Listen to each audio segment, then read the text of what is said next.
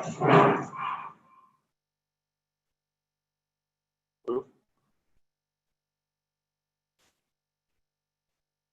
good morning, everyone. I'm Niranjan Bora, Head of the Department, Anthropology, and Coordinator of this National Webinar. Today, IQAC, Nandalal Borgohai City College, collaboration with Department of Anthropology, Nandalal Borgohai City College, organize a national webinar on anthropological understanding of COVID-19. Today, we have with us Principal and Chairperson of Organizing Committee, Dr. Sanjeevananda Borgohai sir. We have with us Honorable Registrar and Anthropologist, Dibrugarh University, Dr. Harishchandra Mohanta sir, as a keynote addresser of today's webinar. With a busy schedule, we have with us a renowned personality, respected Professor Binoy Kumar Srivastava sir, Director, Anthropological Survey of India, New Delhi, as a resource person. We have with us Professor Gitika Ranjan Madam, Professor, Department of Anthropology, Northeast Hill University, Shillong, Meghalaya. I, on behalf of Organizing Committee, welcome you all in this national webinar. Respected participants, without taking much time, I request our Principal and Chairman of Organizing Committee, Dr. Sanjeevananda Borgohai sir, to deliver his welcome address. Sir, proceed. Thank you, Niranjan Bora. Good morning, everybody. Respected Registrar Sir, Dr. H.C. Mohanta Sir, Honorable Guest Binoy Kumar Srivastava Sir, Director, Anthropological Survey of India, New Delhi, Professor Gitika Ranjan, Department of Anthropology, NEHU, esteemed participants from different parts of the country, and my dear colleagues and students. It gives me immense pleasure and honor to welcome you at the national webinar on the topic Anthropological Perspectives of COVID-19, organized by the IQAC in collaboration with the Department of Anthropology, Nandalal Borgohai City College, Dibrugarh, Assam. Esteemed participants, I am sure that you will feel enriched with the knowledge after the end of the webinar. The global pandemic 19 is generating a great deal of thinking among the scholars broadly interested in the social and cultural implication of COVID-19. In the words of Professor Judith Bayer, since few things are perceived as a global pandemic, and there is hardly any subject which you could not conceptualize by taking accounts of the COVID-19, anthropology is no expectation to this. The relevance of today's webinar is completely justified in the current situation. As COVID-19 continues, anthropological insights are valuable and teaching resources for health promotion, disease prevention, and strengthening of the health system. Anthropologists are usually trained in qualitative methods. An anthropological-based approach can help a lot to understand how the pandemic can be dealt with effectively. Esteemed participants, we have many social and economic disparities in our society that are impacting the spread of and severity of the disease. In today's webinar deliberation, we must find out whether anthropologists can find an effective contribution to an immediate crisis by working collaboratively rather than responding individually. I wish the webinar will be a success and reach its goal as mentioned. Lastly, I once again thank our Honorable Registrar of Dibrugarh University, Dr. H.C. Mohanta sir, Binoy Kumar Srivastava sir, and all the participants from different parts of the country and abroad, and also the organizing committee. I hope the webinar will be a success. Thank you. Thank you again once again. Thank you, sir, for your nice and meaningful welcome speech for us. Now I request Dr. Manasi Gogoi Borgohai, Coordinator, IQAC, Nandalal Borgohai City College to deliver welcome address. Please, Madam, proceed. Thank you, Niranjan Bora. A very good morning to all of you. I'm immensely pleased to welcome you all to the online platform of Nandalal Borgohai City College, Dibrugarh, Assam, on this auspicious occasion of the national level webinar on anthropological understanding of COVID-19. On behalf of the IQAC Nandalal Borgohai City College, Dibrugarh, Assam, first of all, I would like to welcome our Honorable Registrar Sir, Dibrugarh University, Dr. Harishchandra Mahanta Sir. I would like to welcome you, sir, and we are thankful to you for your active support in each and every step of our academic endeavor. And it is my great privilege to welcome Honorable Resource Person, Professor Binoy Kumar Srivastava Sir, Director, Anthropological Survey of India, New Delhi. I would like to thank you, sir, and I would like to offer our heartiest gratitude to you for joining us, to be a vital part of our webinar. Thank you, sir. And I would like to welcome and offer our heartiest thanks to respected Professor Gitika Ranjan Madam, Professor, Department of Anthropology, Nehu, Shillong, Meghalaya. Thank you, Madam, and welcome you to our national webinar organized by Nandalal Borgohai City College, Anthropology Department, and IQAC. My heartiest welcome to all of you, dear participants, joining from different states and different institutions of the country. We are thankful to you, dear participants, for joining us to make the event a successful one. And we hope your academic active participation will make our event a grand success.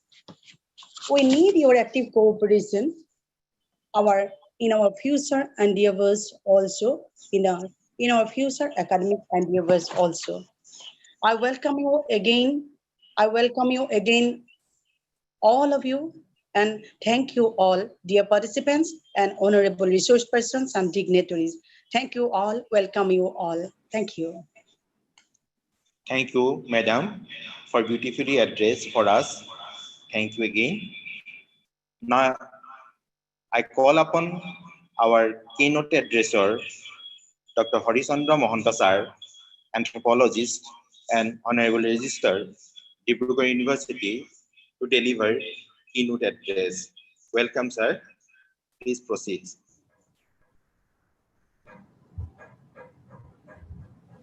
Hello. Hello. Am I audible? Am I audible? Yes, sir. Yes, sir. Okay. Good morning. Namaskar. Respected Dr. Sanjivananda Borgohai, Principal and Chairperson, Organizing Committee National Webinar on Anthropological Understanding of COVID-19, Nandalal Borgohai City College, Dibrugarh. Dr. Manasi Gogoi Borgohai, Vice Principal and Coordinator IQAC, Nandalal Borgohai City College. Respected resource persons of this national webinar, Professor Binoy Kumar Srivastava, retired Professor of Anthropology, University of Delhi, and presently Director, Anthropological Survey of India, New Delhi. Professor Gitika Ranjan, Department of Anthropology, Nehu, Shillong, Meghalaya. Coordinators of this webinar, Mr. Niranjan Bora and Dr. Anjana Sharma, Department of Anthropology, Nandalal Borgohai City College, Dibrugarh. My dear participants, I am thankful to the organizers for giving me this opportunity to share my views on anthropological understanding of COVID-19. I am basically an anthropologist and started my career as lecturer in the Department of Anthropology, Dibrugarh University, and later switch over my profession as an administrator. I have been very happy. Being an anthropologist, I had the privilege of sharing my thoughts about the happenings I have witnessed in this pandemic situation. Scholars from many disciplines, including anthropology, recognize a new epoch related to human impact on the planet. The recently coined term Anthropocene connotes that our species has been responsible for increased carbon emissions, global temperature rise, and mind-blowing degree of habitat destruction, and the direct elimination of a staggering number of the planet's fauna, to name just the most noteworthy results of human-driven planetary level science. A visitor from Mars would almost certainly and immediately notice that humans have garnered disproportionate control and power compared with other earthlings.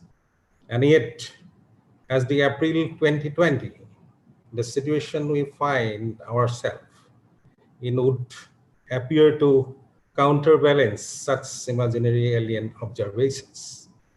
The COVID-19 pandemic has hit the global human population with a one-two punch like perhaps no other entity ever has, at least with regard to the scale and scope that April 2020 patterns and projections portend. Although this disease has not rendered human powerless, it is certainly seems to have shifted the balance of power. The corona scene might well be as worthy of attention as the Anthropocene. No one can predict the future in the face of today's thorough uncertainty, but anthropologists are well placed to wonder about possible future directions. Will populism fade as the need for strong governmental infrastructure becomes more evident? Will scientific evidence and expert knowledge return to a place of authority in some countries where it has been denigrated? Will nationalist xenophobia lose its appeal in the face of a virus that respects no borders and demands a global response? Will the fissures in population revealing different and worse consequences from the epidemic along lines of ethnicity, gender, racialization, or race compel countries to address the deep causes of such inequities? Or will voices newly expressing a version of social Darwinism win the day?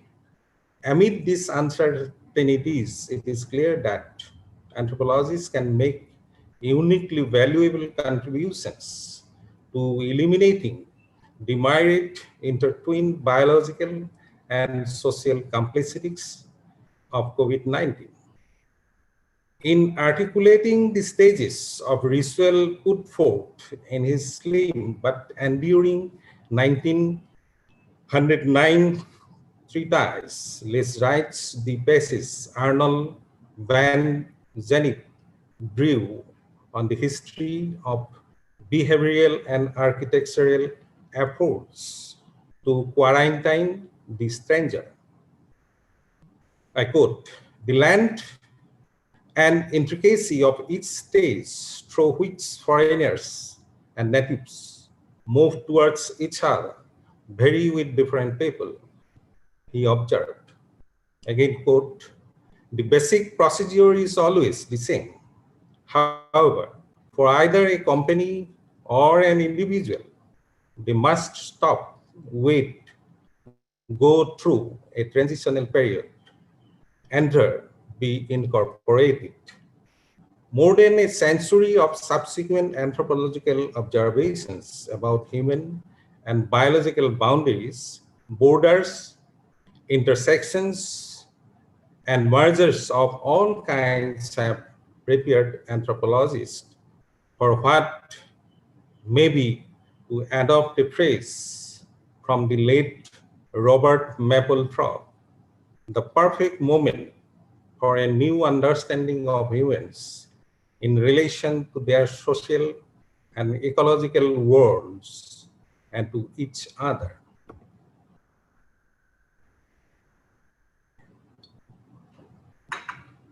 Outbreak, epidemics, and pandemics are technical terms. They are used for temporal, geographical, and quantitative classifications of infectious diseases. These terms are fundamental for establishing surveillance and control, defining levels of attention and protocol of action. In case of COVID-19, for example, when several people in Wuhan showed symptoms of a serious and unknown respiratory infection in a short period of time, Chinese authorities sounded the alarm, warning about the beginning of an outbreak. The presence of a new variety of corona type virus was quickly identified. Soon after, similar cases also appeared in other cities and regions of China and abroad. It was the beginning of an epidemic. Numbers of the disease continued to rise in more countries and continents, covering almost the entire globe. So the WHO declared that what is considered the worst case scenario, the pandemic. But how can anthropology act in events described to be at the global scale? How important is anthropology in these kinds of scenarios? First, we need to differentiate between quantitative and qualitative foci. Social anthropologists are usually trained in qualitative methods. Thus, for anthropologists, numbers, cases, statistics, or prevalence have faces, embodied trajectories, and biographies. Anthropological research implies the sharing of experiences and enacting of unique environments.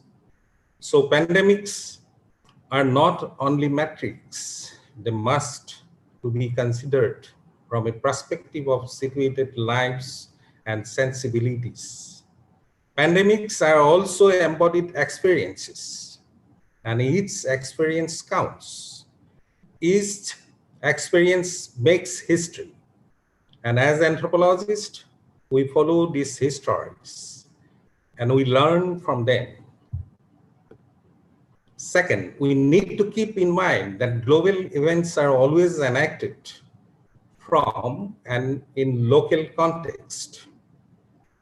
They are performed from and in local materiality and practices, as Anna Ching has already demonstrated in her book Friction. Covering local data in the global scale is a way to pretend universality. Despite being successful, the Chinese experience with COVID-19 is unique. Chinese containment and mitigation practices cannot simply be used as global parameters without some criticism. I am thinking not only of local characteristics about the certain populations, younger or older, rich or poor, etc. And their ways of life, such as dietary and smoking habits, physical exercise, but also about work routines, including growing precariousness. I'm also referring here to environmental situations like daily exposure to population and local effects of climate change. In addition, I am thinking of fundamental rights such as the access to information and basic health, and sources of water and safe food, enacting universal risk groups such as the elderly needs to take into account what it is to live in different places and the age and retirement policies in different contexts. To say children are less at risk is to disregard many who are still undernourished in low-income countries. Even in tribal suggestions like water and soap save lives need to be located since in numerous Brazilian communities. For example, taps are chronically dry and soap is a luxury item. In addition, practicing social isolation at home implies having a home and having enough separate rooms for its residents. And as the anthropologist, Deora Dennis has already warned, home is not always a safe place for quarantine, especially for women in times of high rates of domestic violence and feminicide. Many people have seen saying that the virus is democratic. It attacks all people, but this virus democracy hides deep unequal social structure. Finally, we need to consider the internationalization of science in the field of health has become a common way of crossing many borders.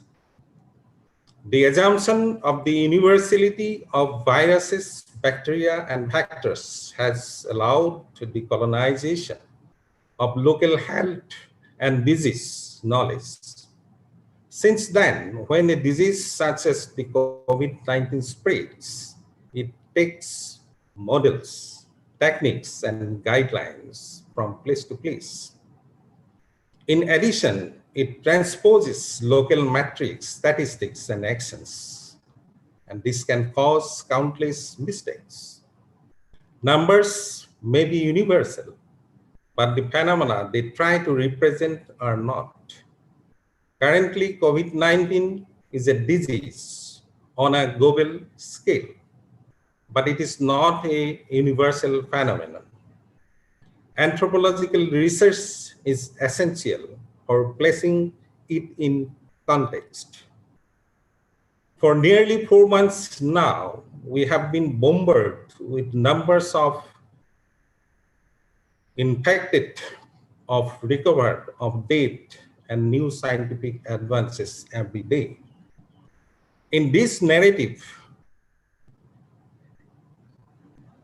construction, a series of potentially dangerous signifiers, some more familiar than others, have begun to stand out. Quarantine, social distancing, sanitary crisis, death, virus, war, invisible enemy. Yet the sense of urgency that reaches us through a media often contrasts with the deceleration of our everyday lives as we see our work and other normal activities suspended. Locked up at home, our sense of time-space compression is altered as well. Distances matters once again. We learn to greet each other with our elbows. We are told to stand 2 meters apart. Physical human contact stops or becomes highly exclusive. We learn to communicate via new means, sometimes across balconies, but mostly through the looking glass of a computer screen. The social is reformulated through the virtual and new forms of solidarity emerge. Now question arises, how are we to think through rather than just chronicle this reality emerging in front of our eyes? How can we come to grip with the different forms of experiences of this crisis, given to different responses across countries and continents. Who gets to narrate this crisis, and what will happen after it? What are the long-term and short-term effects? What do we fear, and what do we hope for? What new conceptual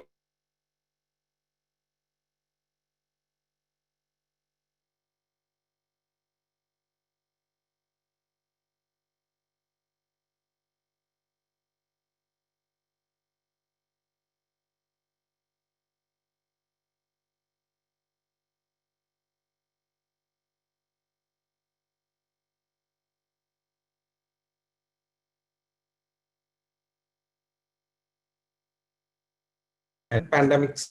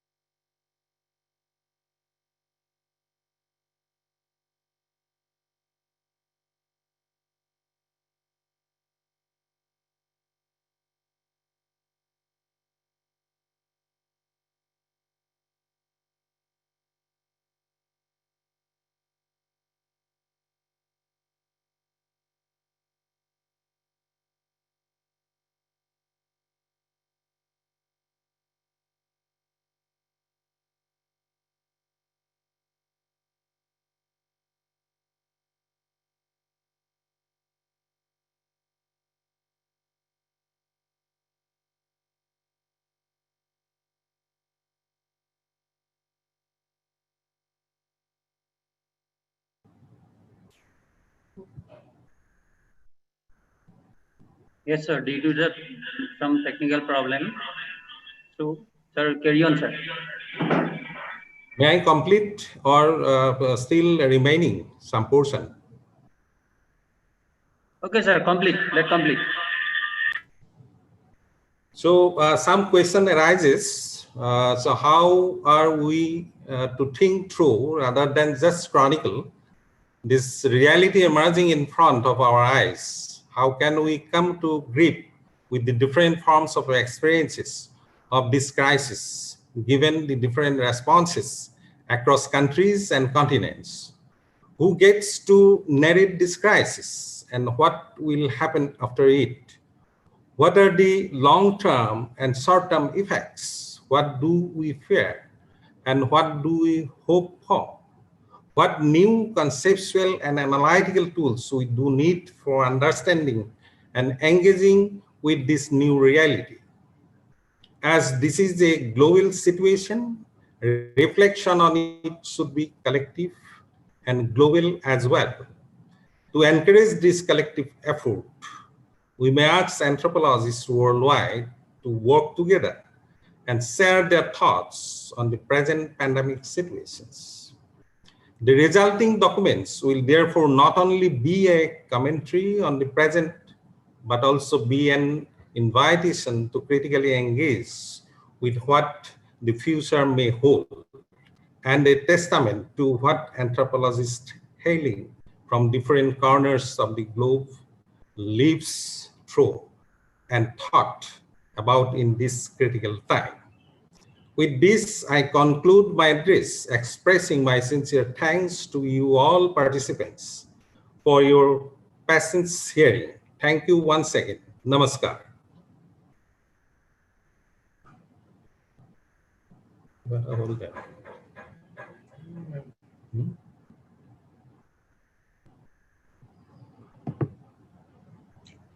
Thank you.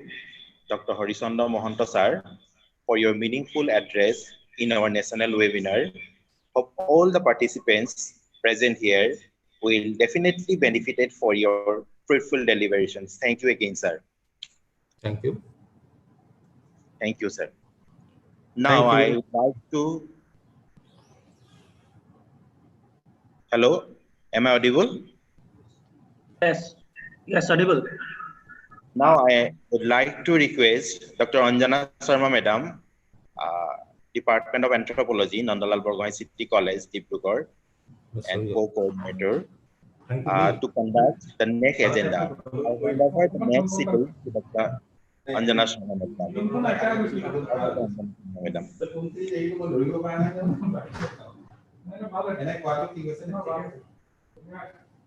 Please, madam. Anjana Madam, unmute your device.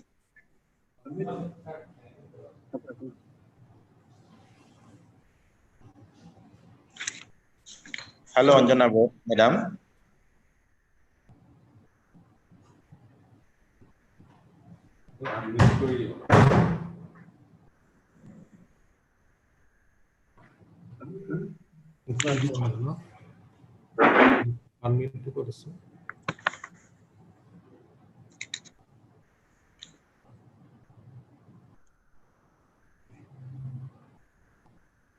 Anjana Madam.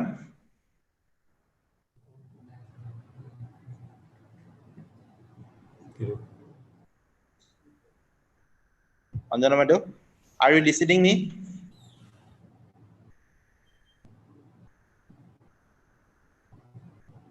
Hello, Anjana Madam. Unisane Anjana Madam.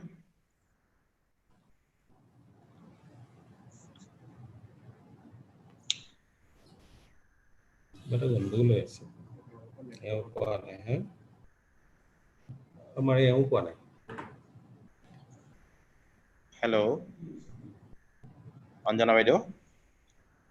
Unisane.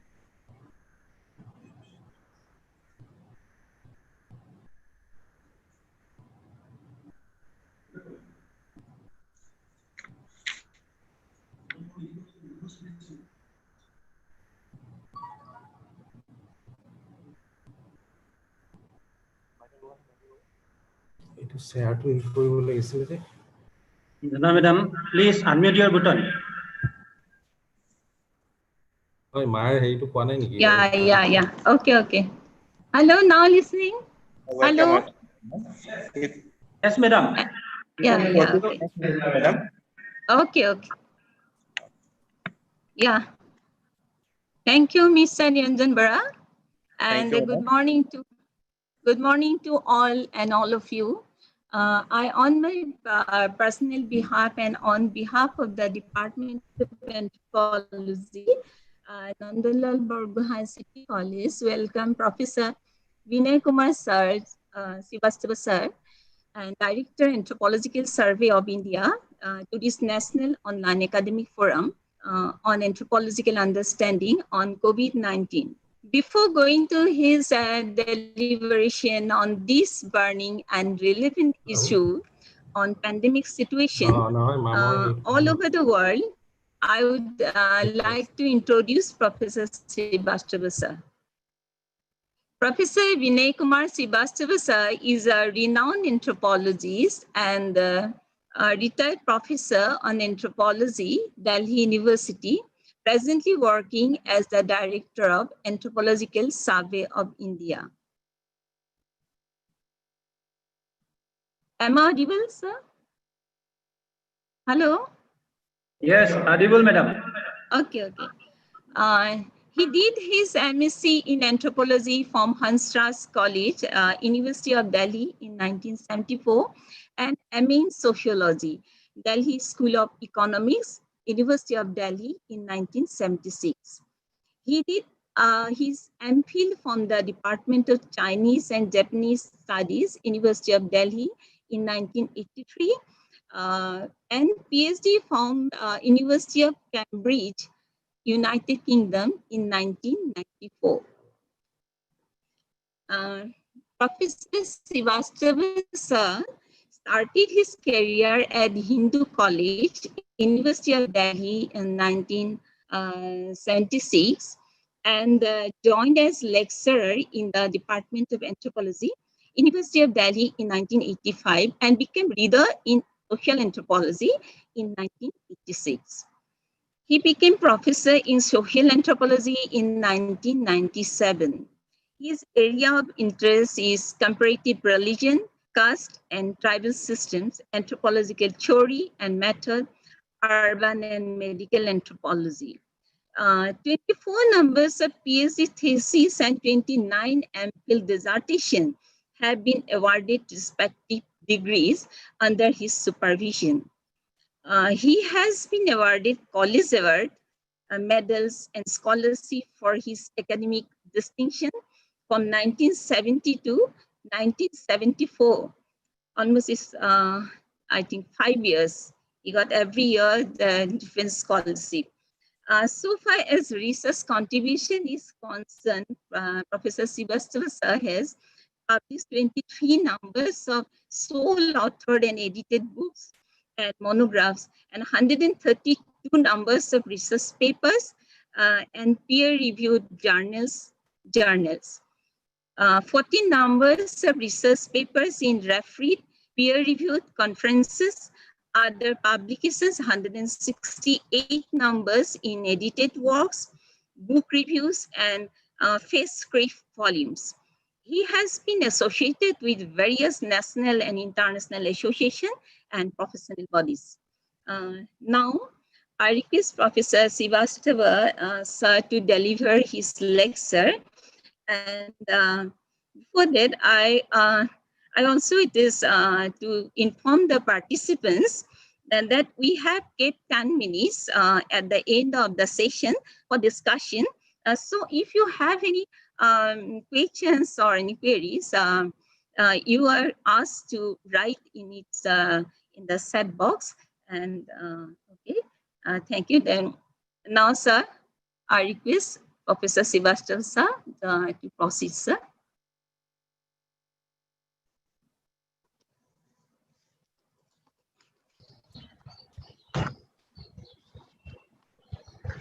So good morning to all of you.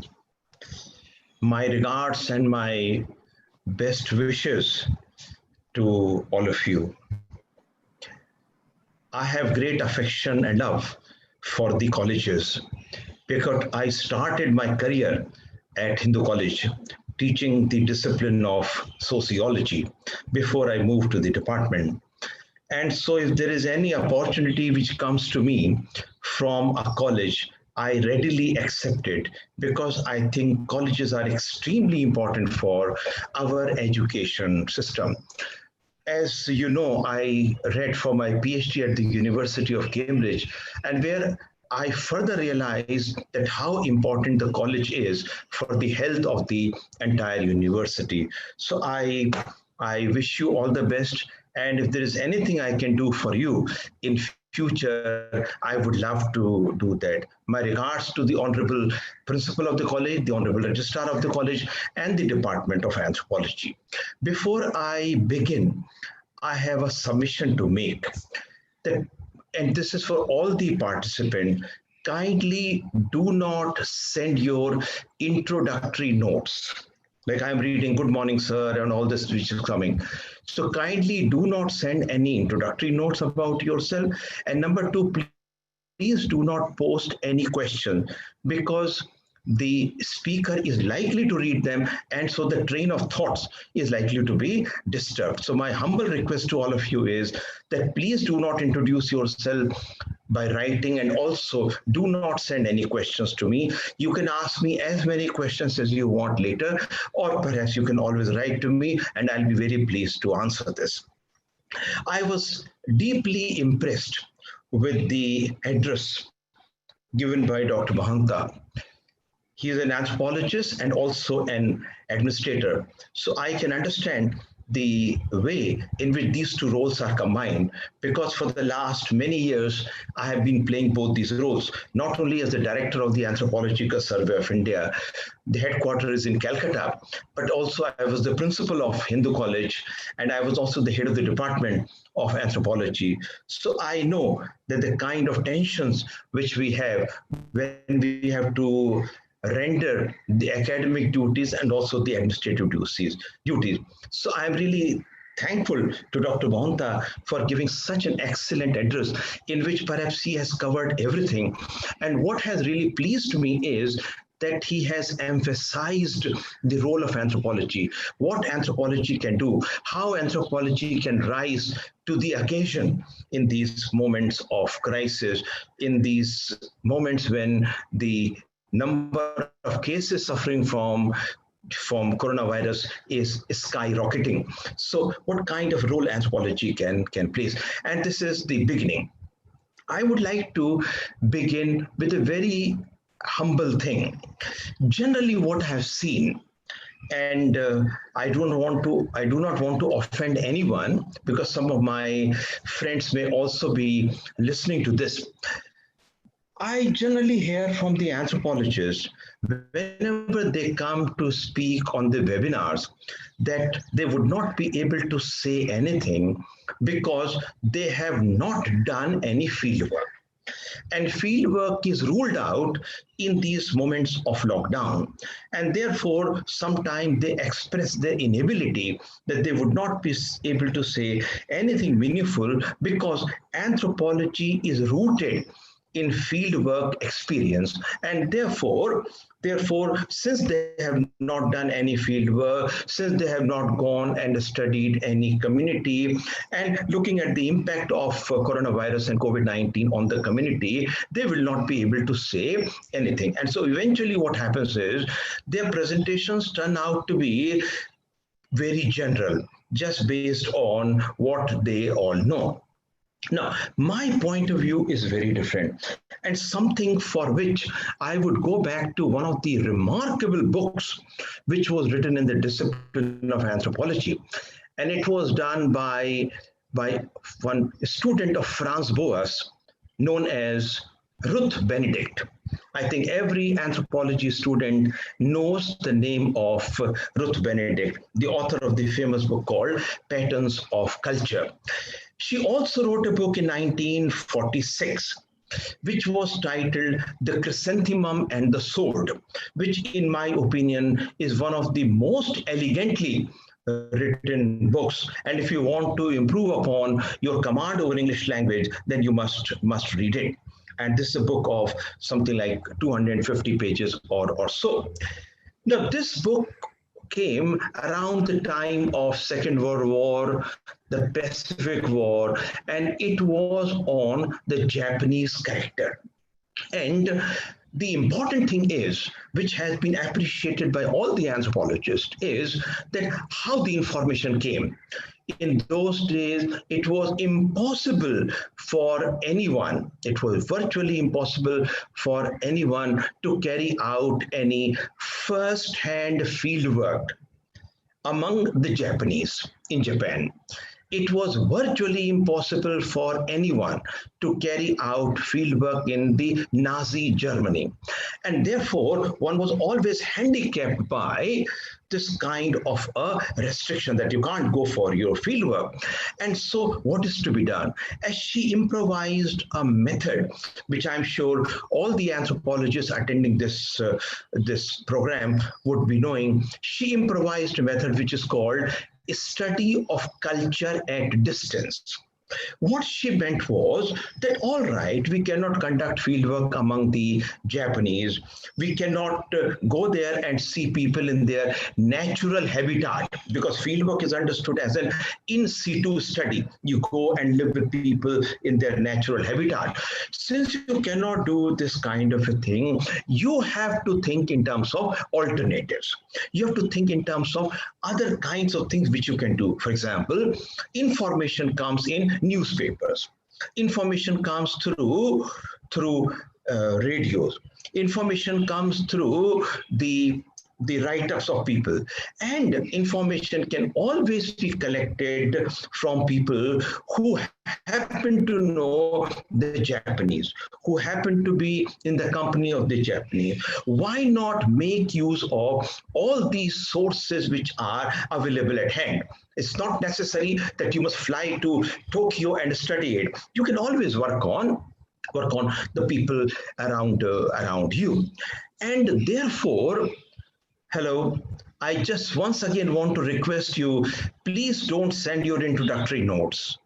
And also don't send your question or any kind of notes of appreciation. This is my humble request to you.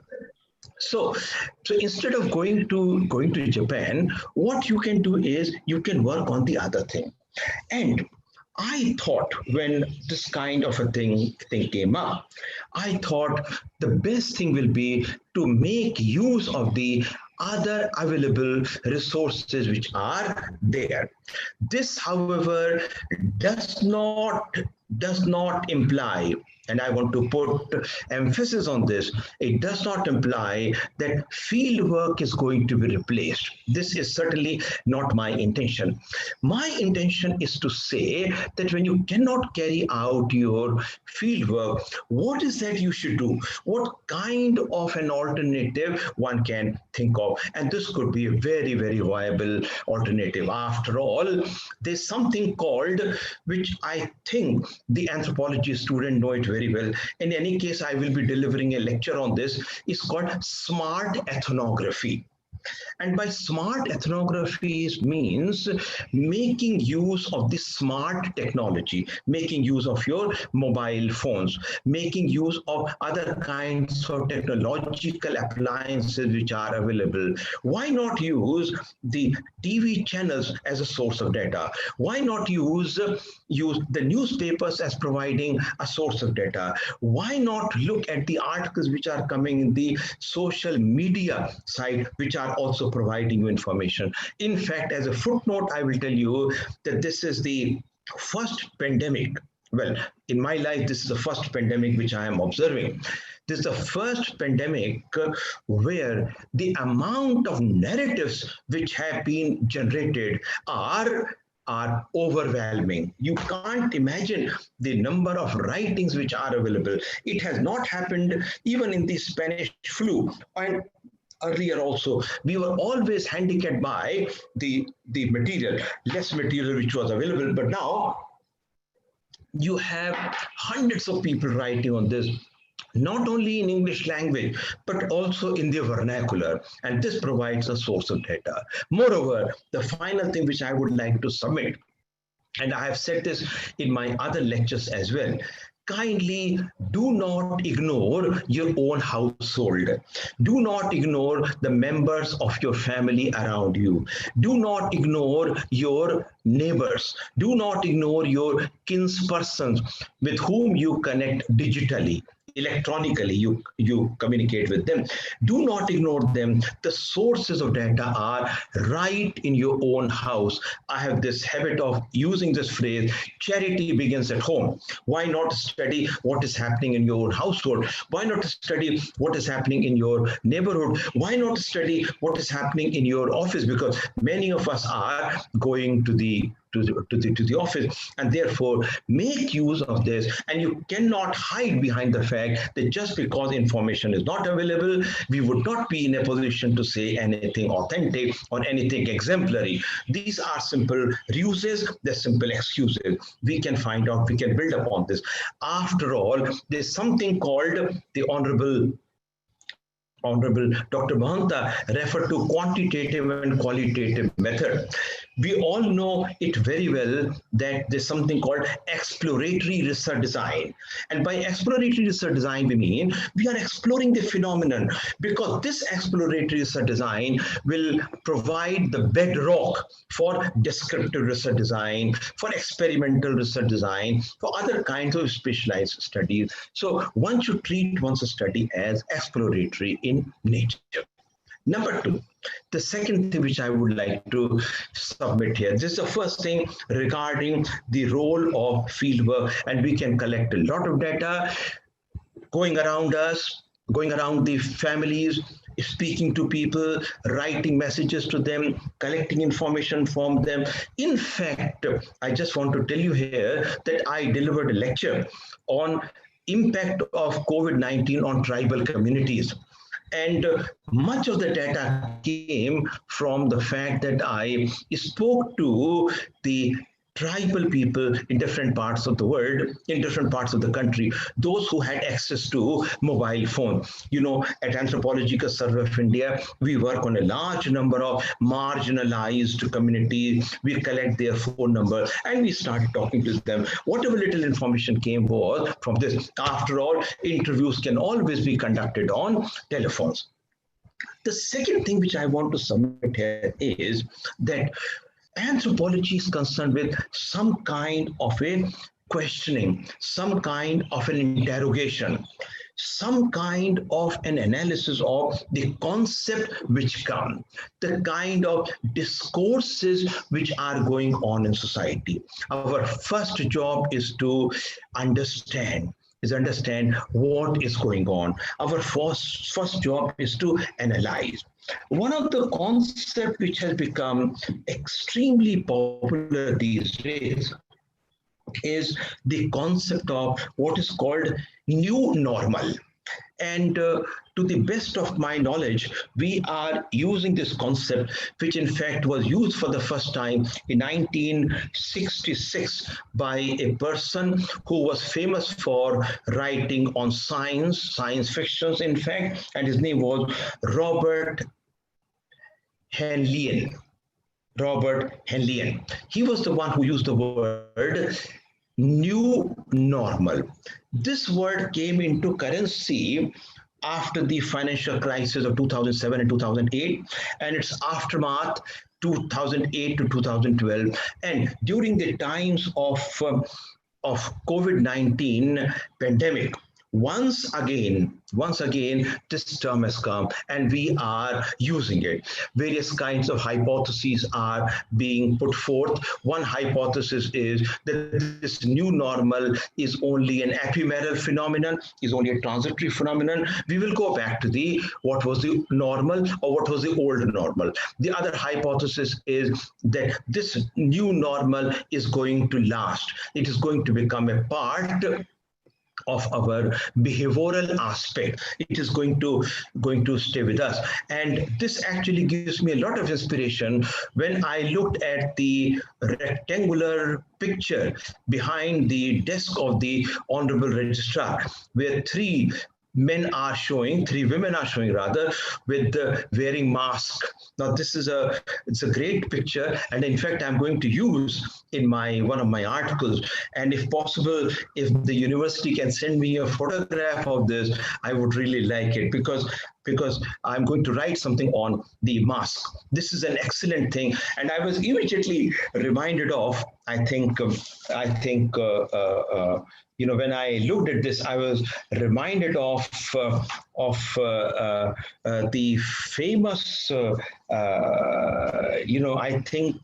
it is called Fortitude. And this is outside the New York Library. There's a lion, and the entire, stone figure is there, and this lion is wearing a mask. This is just to inspire people that they must mask themselves. It's a great thing that our thinking, our ways of doing, things have really changed. Now, when we use the word new normal, what kinds of images come? And unfortunately, since not many people have written on it, and I'm talking about the anthropologists, economists have certainly written on new normal, but from the perspective of a different phenomenon. So what about the anthropologists? Have they looked at it? I tried to pay some attention to this new normal, and by which I mean what is going to be a part of your existence, what is going to be a part of our social and behavioral life. That is how we are going to think about it. And this is something which is going to be a part of ourselves. So what is today being called new normal is going to become normal in course of time. What are the cultural elements of this new normal? How does one define these kinds of cultural elements, and which are going to become the normal? And immediately, as a footnote, I'll tell you that one is reminded of the famous work of Emile Durkheim, who wrote in his book The Rules of the Sociological Method, the distinction between normal and pathological. I think every anthropology student knows that what is normal, and normal is something which is average, something which is followed by a large number of people. And obviously, in a relativistic framework, one can say what may be regarded as normal in one situation may not be regarded so in another situation. But these normal things, they define a particular cultural context, that this is something which is normal those days. Now, if we try to understand these aspects, we find that the things which have become a part of the new normal, which is going to be a part of the normal, the first thing which has come up is sanitizer. And I cannot think of any middle class or upper middle class house in Delhi or in Calcutta where I live, having to do without sanitizer. There are people carry sanitizers in their pockets, and periodically they keep on applying the sanitizer on their hands, on their face, on their arms. Now, this is something which is going to be a part of this thing, and it has become, sometimes one may be a little surprised, one may find it rather bizarre when you find someone applying the sanitizer after 2 minutes or so. And this actually has to be seen in terms of the kind of psychological phenomena which are behind it. I think sanitizer was there earlier also. I remember in my own house, my daughter always preferred to use the sanitizer. And so, my wife, I never used it. I never used sanitizer those days, but it was there. And they liked it not only to clean their hands, but also because it smelled good. The smell was really pleasant and good. The other thing which is going to be a part of this is what is called face mask. One has to wear it. In fact, before I started my lecture, I was wearing the face mask. I'm not wearing right now because I'm all alone in the room. I've come to my house from where I'm speaking, and therefore, since I'm alone, I need not to wear it. So, but the moment I'll step out, face mask will be the way I wear my glasses, or the way some people wear their hearing aid. So it's part of the self. The third thing which has become a part of the new normal is what anthropologists say, proximic distance, the distance between bodies. We have something called proximic norms, the norms which regulate the relationship between people, how far you should be from the other bodies. And if you start exploring the elemental aspects of behavior, you'll find different kinds of norms which apply to relationship between men and women, or relationship between two men, or relationship between two women. Now, what has come is that this kind of a distancing, how much distance has to be observed within the body, and this has also led to changes in our behavior. We don't shake hands, we say namaste or just bow, and we try our level best to not to touch the other bodies, even inadvertently. Not only that, we are observing distance from other things. For example, suppose I live on the second floor of of the building, and when I am taking the stair, I am not touching the railing. I will walk even when I have some kind of a problem in my legs. I would walk. I will not touch it. The moment I come in the house, and the family members will also observe distance from me. So this has become a part. And then the last thing is a new terminology has come.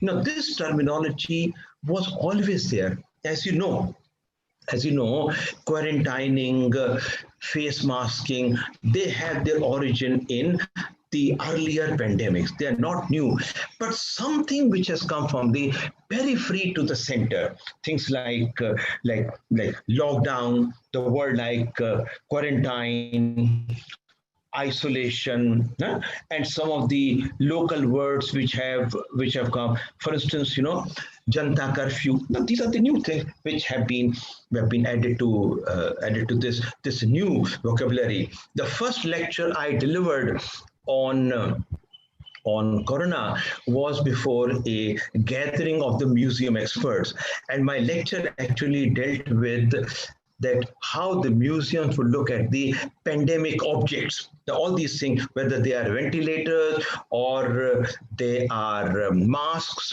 or they are the photographs of the isolation or other kinds of things, even the bags in which PPE kits are kept, they will all be a part of the museum. And some of the museums in the world, they have already started thinking of a gallery to have these pandemic objects, so that we know what kind of a crisis we faced and how we try to wriggle out of this. So these things were always there, but now they have come to the center. Earlier they were marginal, as I said. Now they are central. Now, of these things, one has to ask here that of all these things which are a part of the new normal, which particular thing has been the most contested? I do not think there has been any contest, disciplinary contest or any kind of an argumentative thing with respect to sanitizer or with respect to social distancing or the terminology which is being used, although it has been pointed out again and again, not only by the WHO, by other institutions, that we should be very sensitive with respect to the use of our terminology, the words we are using, because words, and the anthropologists say it very clearly, words are not vacuous. Each word has a particular image behind it. So the moment I say that so and so is infected, we have a particular image. But when we say that so and so is suffering from this fever or from this infection, it's a different kind of a thing. In one of the webinars I delivered, my argument was that pandemic, these kinds of situations which we have, they have the immense power to transform a sick into an enemy. This is what they do. So the moment one comes to know that so and so is having infection, we immediately try to go away, and stigma is on play. So the pandemic has its own power to create differentiation. The inequalities which are already there in the society, these inequalities come to the fore, and one is able to see, one is able to feel these inequalities. The kind of inequality, I would just refer to the case of Japan. I read an article where the kind of antagonism, the kind of acrimony which has come for old people. And in a society which has low fertility, Japan is one of them, the old people outnumber the young people, and the old people are seen as some kind of villains. And the discourse has been that these old people have bought all the masks, therefore the masks are not available, or they have taken all the sanitizers and they are not available in the drug stores or in the convenience store. And this is a very interesting thing to study, that how within the society age stratification has become very different. And the kind of discourses which came in Japan are the old people are free. They are not working. So they can go and stand outside the store before it opens up. The old people, they do not want to learn the new technology. So they cannot order a mask or a sanitizer online. So they will always be there. And they have this tendency to hoard, the hoarders, as it has come. So, the kind of inequalities which are there in society, they come to the fore. The Honorable Registrar referred to xenophobia, that this has come, that the fear of the foreigners, and they are the ones who are responsible for spreading, whether it is a case of America or it's a case of other communities where the quasi-communities, I'll use the word quasi-community, like the group of the migrant labor, these groups have been considered as enemy because they are the ones who are spreading the infection. These kinds of things have come up. Now, in such a scenario where we are, the most contested thing of all these things has been the face mask. And I just want to draw your attention to this, that how the debate on face mask has been going on, and how people have tried to violate this type of a thing. It is not to say that they do not know, rather I would say they know it full well. They know it very well that masks will save them. They know it very well that they would be able to protect themselves. They know it very well that wearing of the mask is an altruistic act. You are being altruistic. You are saving the others. And they also know that they would be able to save themselves from the others because of wearing of the mask. And they also know that mask is a indication of the civil society, and they should. Nevertheless, you find they do not wear it. You have hundreds of examples before you, not just of the common people, but also of the political leaders who have tried to be unmasked as much as possible. The kind of discourses which have come, with respect to Corona. And this will be my last submission, because I was told that it has to be 35 minutes. And I think I'm going to complete my 30 minutes in a minute or so. It's just 5 minutes I'll take. So I find 4 kinds of discourses have come.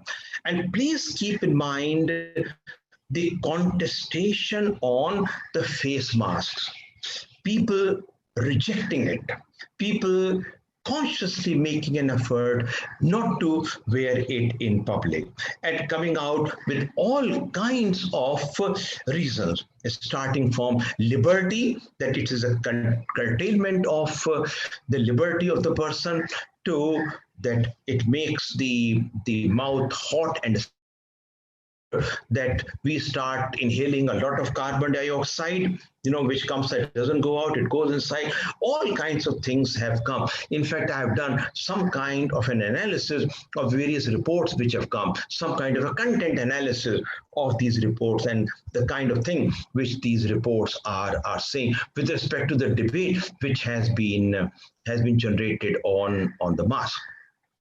Against this backdrop, we find 4 kinds of narratives which have come up. And these narratives, in fact, will guide our study. And they may be very, very useful. And these narratives which I'm stating for your kind perusal, they have actually emerged from my understanding of the phenomenon, attending a large number of these webinars, listening to this, what the people are saying. And I find this kind of an understanding maybe of some help. The first narrative, which has come up in a very, very big way, you hear it again and again, is, I would summarize it in the following phrase: we are the sinners, underquote. We are the sinners. And that is why we are being punished for this kind of a thing, this kind of a sin which we have committed. Now, what is that sin? The sin is that we have not taken care of the Mother Earth. We have gone all out our way, harming the resources, denuding the forests, giving rise to a large number of environmental problems which have come. Okay, we have not looked critically at our food habits. We have not looked critically at the way in which we have been living. Therefore, we are the sinners. And this kind of a discourse begins with that we have been accusative. We have been accumulating the thing, and we have been totally unmindful of the fact that our actions are destroying the environment. And so you're bearing it. Now, what is the panacea? The panacea is that you have to atone your sins.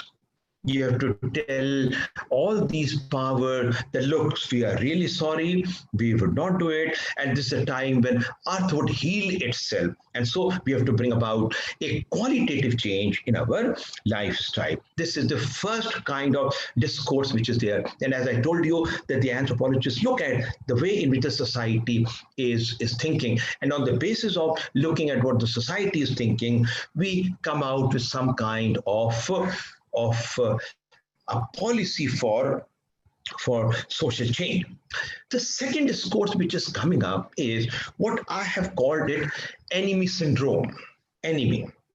And this comes up from the basic idea that, well, and it reminds me of the discourse which was there with respect to tribal communities. Those who have done their fieldwork in Jharkhand and also in Bihar, they are, I think, familiar with the term called Diku. And Diku actually means foreigner. Diku means alien. Diku means outsider. And the idea behind this is, well, we were living very well. We did not have any problem. And the earth was producing enough for our survival. We were leading a life of comfort, a life of dignity, and a life of justice. But then what happened with these British? These Dikus came. These outsiders came. Who were these outsiders? They were grabbing our land. They were the ones who came to take away our resources. They were the ones who displaced us so that they could look at the mineral resources. LP Vidyarthi used to give many examples of this type, that how the local people thought. And so these enemies have come and they have caused it. It would apply to the quasi communities. And so you have instances of racial violence. You have instances of xenophobia.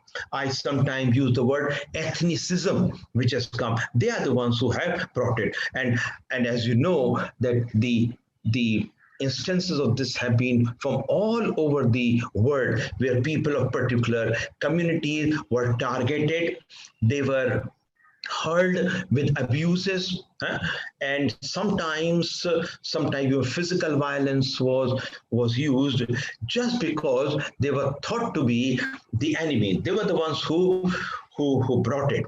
And that is why you see that a kind of enemy approach is being built up. Incidentally, one of the webinars I gave was on this, the enemy society. The third discourse is something which I call it this discourse of the deniers. Those who say, the denier, those who say, well, there's nothing like coronavirus. It's just an ordinary flu. It will get all right. Don't worry about it. Things are not so bad. And if you have immunity, you can. I mean, the president of Brazil used to say, before he was diagnosed positive, he said, I have been an athlete. Because I have been an athlete, this is not going to touch me. and do not worry too much about it. It will come, it will go away. So this kind of a denial you have seen in other parts of the world. You can cull a large number of examples from your own study, that how different nations and their leaders have responded to this, and the kind of things they said about it, with the result that face masking was not made mandatory. Only yesterday I read in the newspaper that in England from 24th, I think, of July, anyone who was found coming out of the house without a face mask would be fined £100, and this is a big amount of money. So only now they have come. Earlier we did not take it rather seriously. We thought this is another kind of thing which will come and it will go away. So nothing to worry. They are the ones who are skeptics. The other term I would use is they are the skeptics. They are the ones who are denying. And the last discourse is, which is the scientific discourse. It looks at the whole phenomenon of evolution. In this process of evolution, it is not only that we are evolving, we the humans are evolving. The other animals, plant, they are also evolving. The process is going on. Although we also say that in the case of human beings, you find that the biological evolution has become less, because biological evolution has been taken over by cultural evolution. But what about other animals? What about other things? So in this process of evolution of the lives in the universe, both the plant life, the organic life, all kinds of life which are taking place, new types of viruses come, new types of bacteria come, and of course they spread. So it has to be understood in a scientific term. We have to understand the behavior of this particular virus. What is it made up of? If there is protein, how much protein is there? If there's a fat layer on it, how much fat layer is? How does it react to various kinds of things? Does it have any influence of heat on it? A kind of scientific understanding, which is in fact is the most important one. And this is something where I think the medical doctors and also our dear physical anthropologists can make a very important contribution to this kind of an understanding. One of the major problems, I tell you, is that we are succumbing to a lot of misinformation. We are succumbing to many of the ideas which are unscientific, which have absolutely no place in it. So we have to understand how this has been going on. So it's a scientific discourse which plays a very important role, and therefore we should not ignore this kind of a thing.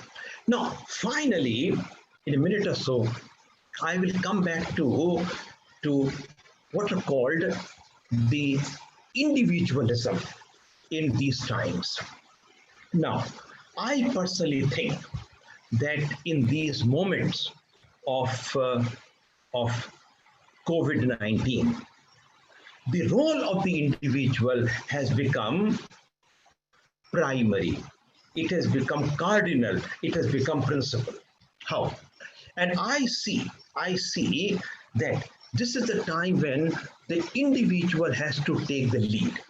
This is the time when individual has to be the harbinger of change. It's the time when the individual has to think in terms of the safety. This is the time when we cannot just depend upon the state, the civil society, and other kinds of organization. I see, and I've been, in fact, I've been observing this entire thing right from the time of late November, early December. As you know, that it was retrospectively, China said that the first cases came in the first week of December. And so the news had been coming, and I think all senior people, they read a lot of newspaper. And I am also not very fond of many newspapers, but at least I try to read one newspaper as much as possible. So I've been following this kind of a thing.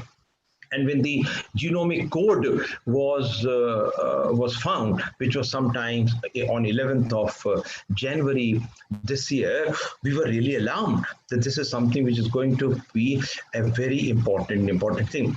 I want to tell you that we at the Anthropological Survey of India, we have we have a journal which is called Journal of the Anthropological Survey of India. We also have our newsletter, and which is available on our website. Earlier we used to publish it, print it. Now from now onwards we are sending it by email. And please have a look. You go to our website and you can see the next. I tell you the next issue of our newsletter, which is going to come out by the end of this month. It is going to carry a feature on a number of our office people and their experiences of lockdown, their experiences of quarantining, their experiences of isolation, their experiences of face masking, their experiences of sanitizers. They are writing on their experiences. And in fact, one of the writers which I read yesterday and connected it, this came from one of the eminent anthropologists of Anthropological Survey of India, Dr. Ratna Dhar. She works with Nagpur. And she said it was as early as mid-February that when she traveled from Indore, or traveled to Indore, that I'm forgetting, she wore a mask. She wore a mask at that time because someone told her that this is something which will save you. So in other words, what I'm trying to say is that we were quite sensitive to these things. But the actual sensitivity of this came with the Prime Minister, the Honorable Prime Minister announcing the Janta curfew and then the lockdown when it started, we started observing. So I come back to my point regarding the role of the individual. What I mean is that it's the first time we are realizing that you have to take care of your own self. You have to take care of your own bodies. No one is going to come and mask your face. You have to do it yourself. You have to wash your own hands. We have told you enough. And do not be misled by what was being said at one point in time. Look at, if this virus goes away by washing it for 20 seconds, how can this virus be robust? Now, this is an argument which came. If the virus can be washed away with 20 seconds of applying soap, how can the virus be strong? Those things are bygone. We have to know that the virus is very dangerous.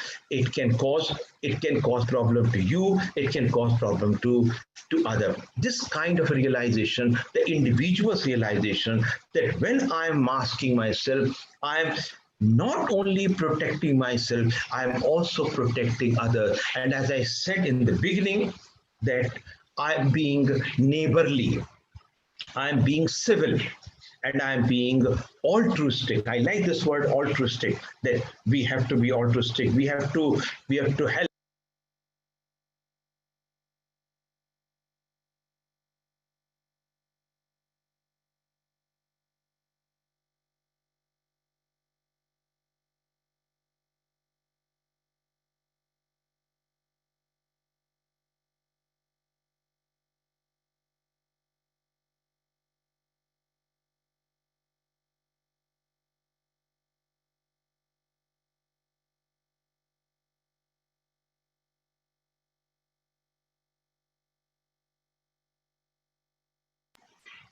Right. Huh? So So this is the role of the individual, where the individual has to emerge as the vanguard, has to emerge as the main person. And this kind of an individual responsibility, is to be inculcated in all, whether old or young. And when we bring the idea of individual, we also say one more thing, that if today X is suffering, tomorrow I may also be the sufferer. The health advisor of the WHO once said that, look, this virus does not know ethnicity, it does not know race, it does not know your gender, it does not know how much money you have in your bank.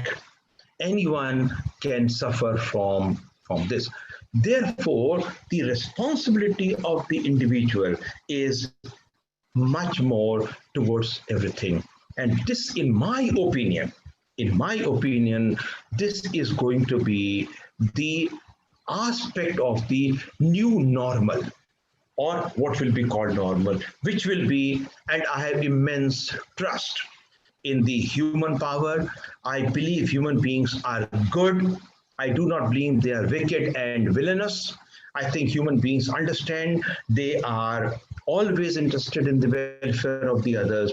If there is anything which it will teach us in long time to come, is that we have to care for others. We have to care for our family members, we have to care for our neighbors, we have to care for our kinsperson, for the society in general. We have to be as much altruistic as it is possible. We have to spread love and affection for everyone. And this is the lesson you learn from anthropology.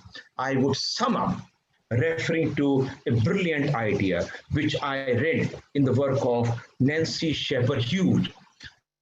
And those who are anthropologists here, they know that she is one of the well-known anthropologists, American anthropologists, well known for her work on medical anthropology, particularly Nancy Shepherd-Hughes. And she said in one of her speeches, which she delivered before a group of students, she said, after all, how would you fight xenophobia? And I would request all of you to pay attention to this particular point, because this point is closely linked up with my earlier point of individualism. Individualism being recognized. You have to take care of your own self, because by taking care of your own self, you will be able to take care of the other. And when you are taking care of the other, your own self is also guaranteed. She said, how will you fight xenophobia? And she said, well, the only way to fight xenophobia is, she used a word which is not very popular, but I'm sure it will soon become a term to be used in anthropological writings and discourse. She said that the concept with which you can fight xenophobia is, she said, xenophilia. And by xenophilia, she meant love for others. She meant that the idea that all of us are human beings. All of us have the same desires. All of us want to lead a good life. All of us want to be in a system, dignity and justice. We all want to be happy. If it is so, we also know that the other things around us, whether they are birds, they're animals, or the rivers, or they're mountains, they're glaciers, they are equally animate. They need to be taken care of. The message is love for all of them, and there cannot be any other discipline than anthropology which promotes love for the entire universe, not just human beings, but all the other thing. The first lesson you learn as an anthropology student is human beings are animals. That's the first thing. And as an animal who has come to a particular level of evolution, it is our prime duty to safeguard all the others. It is the love which has to spread itself, and individualism will teach you, rather than teaching the opposite, individualism will teach you that if it is happening with someone today, it can happen with me tomorrow. Thank you very much. And I'm grateful to you for giving me this opportunity to come and speak to you, to share my thoughts with you. And if in future, as I said, if you want anything to be done for your college and the Department of Anthropology, unhesitatingly, you can contact me. Thank you very much. I'm grateful to you. Thank you, sir.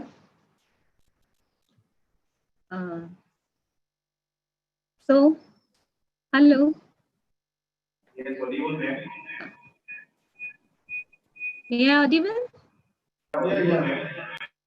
Okay. So now we will proceed with our discussion session.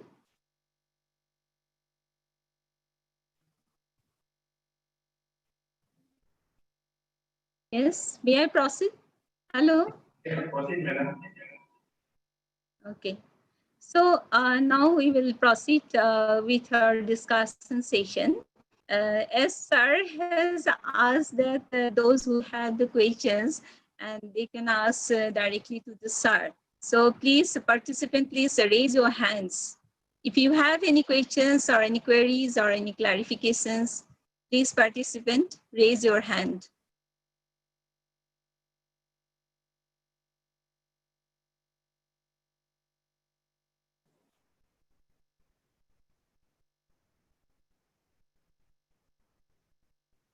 Dr. Pranamika Sharma, please unmute your button. Okay, you can ask questions to our Yes. resource person.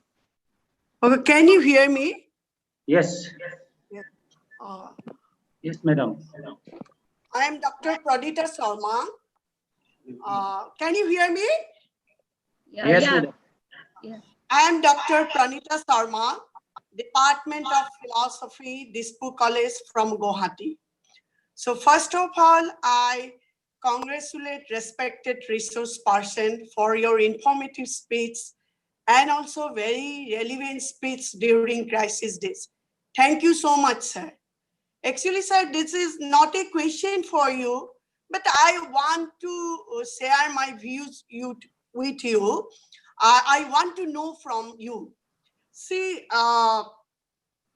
rationality is the essential characteristics of man. We all know man is a rational animal. Now, at this present situation, rational animal is fighting with one invisible disease, that is COVID-19. Okay, sir?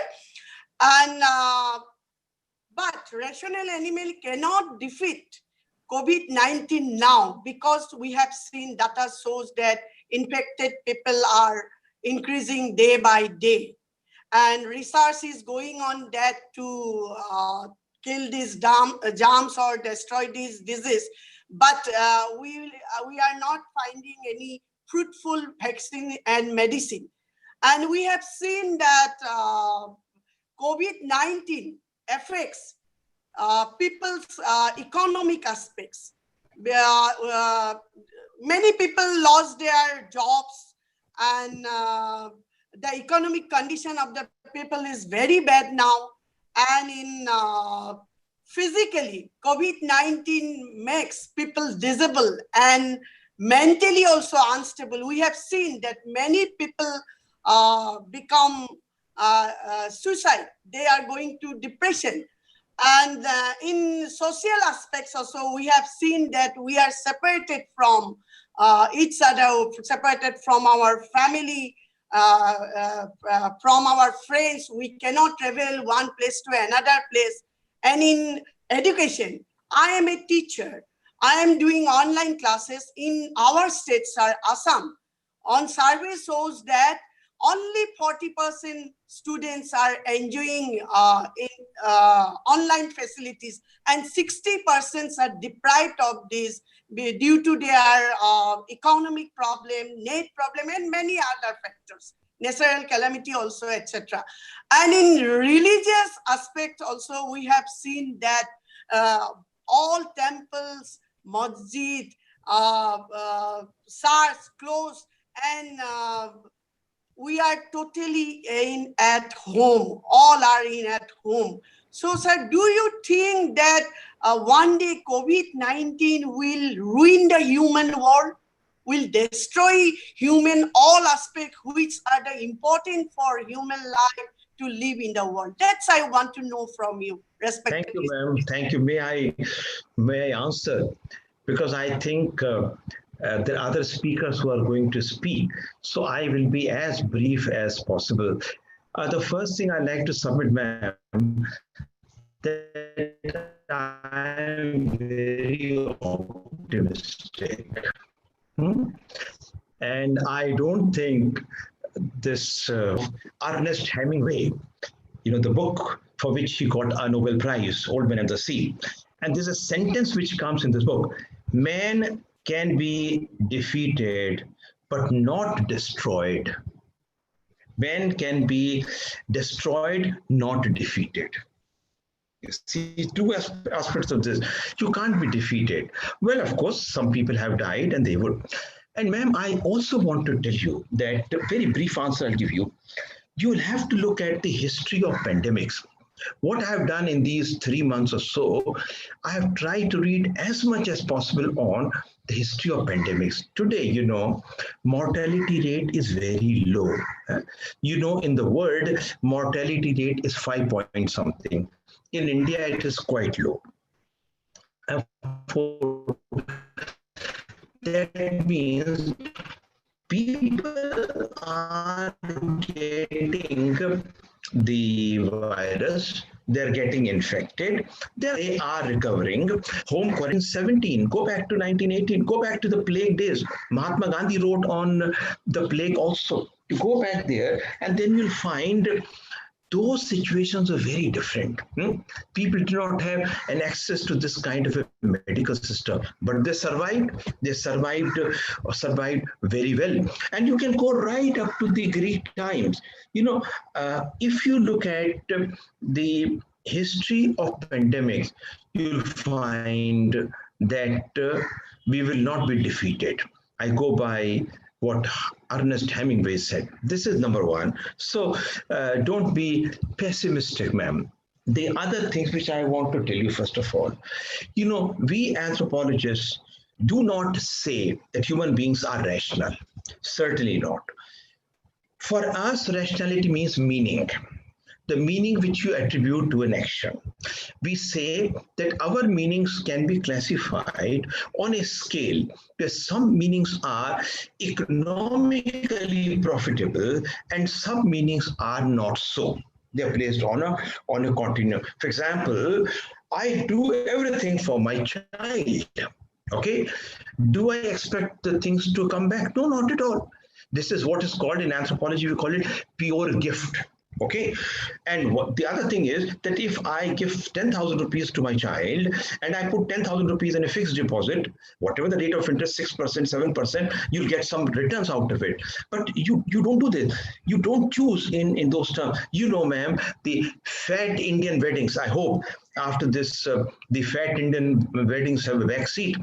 Amount of money which is used. I always say that if you have 2 children,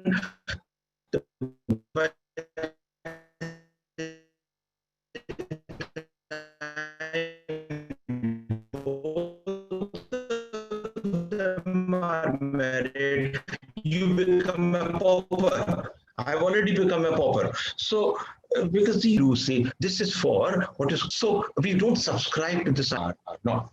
Third thing, the second thing I want to tell you is I'm reminded of a statement from the Queen of Denmark.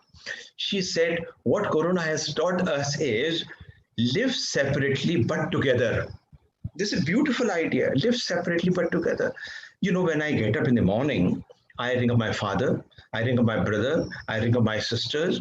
They also ring me up. I ring up my wife because my wife lives in Delhi. I live in Calcutta. I ring up my children. My daughter is in Shillong. My son is in America. I ring them up.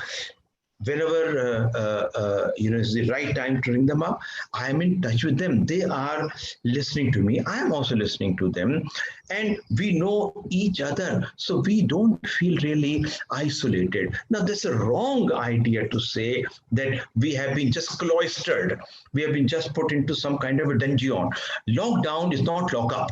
This is one thing. Now, coming to about classes, yes, of course.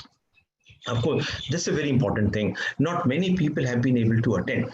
But I personally think, ma'am, that webinar is a very fruitful and welcome idea. Right now I can see on my screen, 324 people are attending the lecture right now. And I hope, or now it has increased to 329. The number has increased, and I hope they are all listening. They're all listening what I am saying or what you are saying. And you cannot assemble so many people. One of the greatest advantages of mailed questionnaire is that you can send it to people in Japan, people in Korea, people in Sri Lanka, people in Nepal, people in Bhutan, and they will all be able to write. You can connect a large number of people, and therefore we have to think differently about education. And I know this because my son, my third child, is studying in St. Stephen's College. And what the teachers had been doing is they've been tape recording their lecture and sending it to the student so that they can read as and when they feel like, at their convenience. And in this way, I was telling one of the teachers, because I taught at Delhi University for 41 years and 3 months, and started teaching when I was just 22 years old or so. So I have seen that once you start tape recording your lecture, I'm telling you, you will be able to come out with a book later on. So because everything is together. Moreover, I think when you are giving us webinar or you are giving a lecture like this, you can't take liberty. You can't be wrong with your facts. You have to prepare. You have to prepare to come for this. Now, coming to the last thing about religion, someone asked me about this. I said, look here. Religion has been interiorized. The temple has gone inside me. Now there's no need for me to go to a temple outside. God is inside me. This kind of a realization, it's a great realization that I can perform my puja at home. I can perform my puja with my own conscience. I can perform my puja with my own mind. And so there's no need for us to go. I know people in Delhi who have been going to the temple every morning. 4:30, they will get up, and 5 o'clock they would be in the temple to pay respect. Now they can't go. So it doesn't mean that religion has waned. What has waned is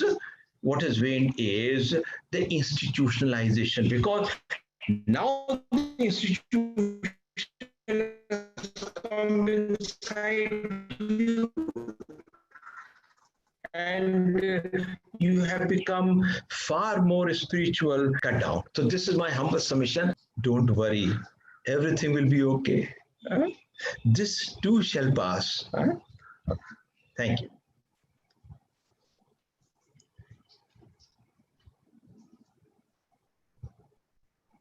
I can't hear you, ma'am. I can't hear you. I can't hear you. Yes, audible, sir. Yeah. Rotus Panda, please unmute your button.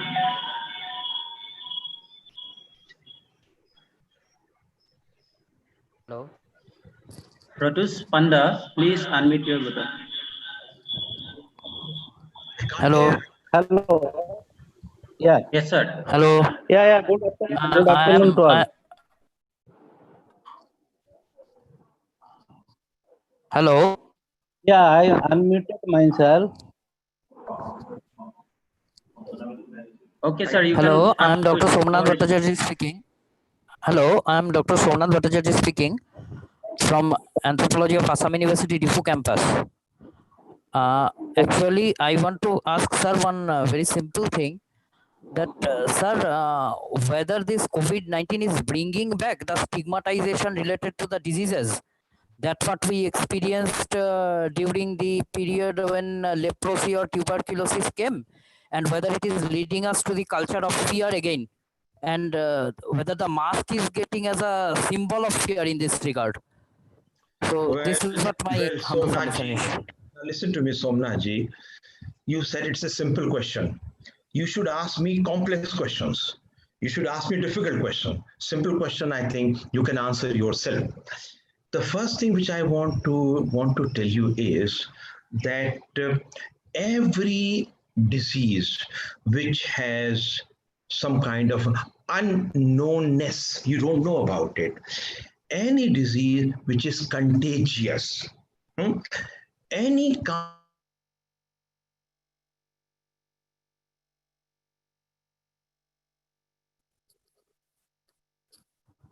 Can't listen you, sir. Can't listen you. Hello. Can't listen you, sir. Hello. Can't hear you, sir.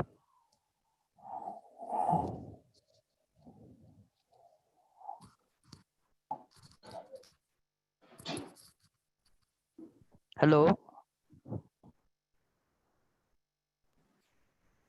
Our resource persons unable to listen to your question, sir, because the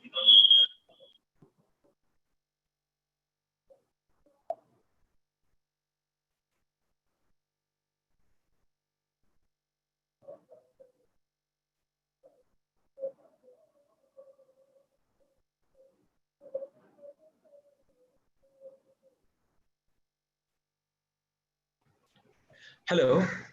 Right. Now, so this is bound to give rise to stigma. And stigma, as Somnathji, you know it very well, stigma is not just confined to illnesses. Stigma is confined to a large number of other things, whether it is mental illness or it can also be to some kind of a body deformity. And if you have read, Somnathji, are you listening to me? Hello. Yes, sir. Yes, yes. Somnathji, are you listening to me? Yes. So, Somnathji, yes, sir. Yes. If I don't know whether you have looked at Irving Goffman's Stigma, this thin book called Stigma, and if you have read it, then just look at the first page where Goffman is describing the experience of a lady, a girl who was born without nose, and how she feels completely out of the whole thing. Now, so stigma is something which is ubiquitous. Ubiquitous means it applies to a large number of things, not just to diseases. But I said, and I made it very clear in my presentation that and don't forget this, that the pandemic has the power to transform a patient into an enemy. This is number one. Number two, coming down to the display of a stigma. Well, I don't know whether you know about it, that before face masking became some kind of a mandatory norm in many parts of the world, face masks were used by a large number of students from the northeastern part of the country. A large number of travelers and tourists from Southeast Asia, when they came to India, they always wore face masks. And they wore face masks to ward off pollution, to ward off dust, okay, and also to ward off things like flu, sneezing, or that. This was very common. And if I'm not mistaken, then Japanese figures say that just a year ago or so, 4 billion masks were sold because people would wear it, not to save themselves from COVID-19, because COVID-19 came into existence, the name came into existence on 11th February 2020. Before that, it was just coronavirus. So So, well, people have been wearing masks, and we never looked at them differently. In fact, people who had a surgery, maybe heart surgery, maybe lung surgery or any other kind of even renal surgery, they were advised to wear masks. So in times to come, mask will not be, this is my feeling, mask will not be a sign of stigma. It will be a sign of keeping your individual self alive and protected from all kinds of problems. So don't be disappointed with this. Of course, when stigma comes up, my argument is stigma as a process. When stigma as a process comes up, initially you are bound to face all this. I have been on quarantine in Calcutta for 14 days, and I have myself experienced this kind of a thing. And also the way others look at it. But once the individualism comes to this level, that what can happen to you can happen to me, and I'm not an exception, it will be very different. In fact, when some well-known dignitary suffers from infection, do you think the stigma is of the same magnitude? The stigma is of the same weight? Perhaps not. Perhaps not. A man like me or you will hide the fact, but someone who is a dignitary will not. Will not. You can take the recent examples to illustrate this point. Thank you so much. Thank you, sir. And sir, the time is over now, sir. Very good. I'm so glad. So, thank you so much, sir. Your session was excellent and very informative. And I am sure the participants have been enlightened by your knowledge and understood how an anthropologist can also be a part and play an important role in the society. Thank you, sir. Thank you very much, sir. And now for the second session, we have Professor Gitika Ranjan with us, and she is a very renowned anthropologist and academician with a vast area of interest, including anthropology of politics, children, literary anthropologies, ethnographic research, tribal studies, etc. She is currently a professor in the Department of Anthropology, Nehru University, Shillong, Meghalaya. With a teaching experience of more than 20 years, she has also contributed tremendously in the field of research. She has in her account major international and national research projects, a number of books, and more than 23 research papers published in different international and national journals. Professor Gitika Ranjan ma'am has five PhD awardees under her, currently supervising 9 PhD scholars.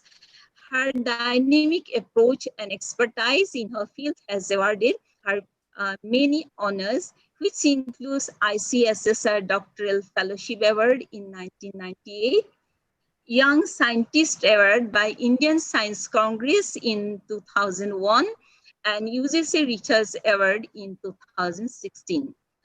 And she has also been invited as a key resource person to deliver talks on various international and national seminars. And she was also specially nominated by the Ministry of Environment and Forest Government in Government of India for monitoring the village relocation from the tiger reserves in the state of Rajasthan and Mizoram. And she has also been associated with various national academic affiliations. And now I request Professor Gitika Ranjan ma'am to proceed for her deliberation. Thank you, Anjana ji. Thank you very much. And first of all, I would like to take this opportunity to thank the college, its authorities, principal sir, for inviting me to deliver my talk on a very, very pertinent topic. And I will also take this opportunity to extend my regards to the Registrar of Dibrugarh University, Dr. Mahanta, the principal of the college, the organizers of this event, and a very, very esteemed scholar from whom I have learned so much, Professor Vinay Kumar Srivastav. And all the delegates who are present here, all the participants who have taken this opportunity to come and listen to this wonderful discourse. When I was asked to deliver a talk on this, am I audible? Excuse me. Hello. Am I audible? Yes, madam, you are audible. Okay. Uh, the topic itself was very intriguing and thought provoking. We all are living in an age of COVID-19, and nothing is new for anyone anymore. We have seen everything that a lifetime could have offered, a long period of lockdown. And in this scenario, having an anthropological understanding makes the entire issue even more pertinent and interesting. And if I start with my talk, I would like to say that COVID-19, it is usually being said, I was reading some articles and discourses and discussions which are coming out from the platform of American Anthropological Association. And one line caught my attention was that COVID-19 is new, but human response to this epidemic is not.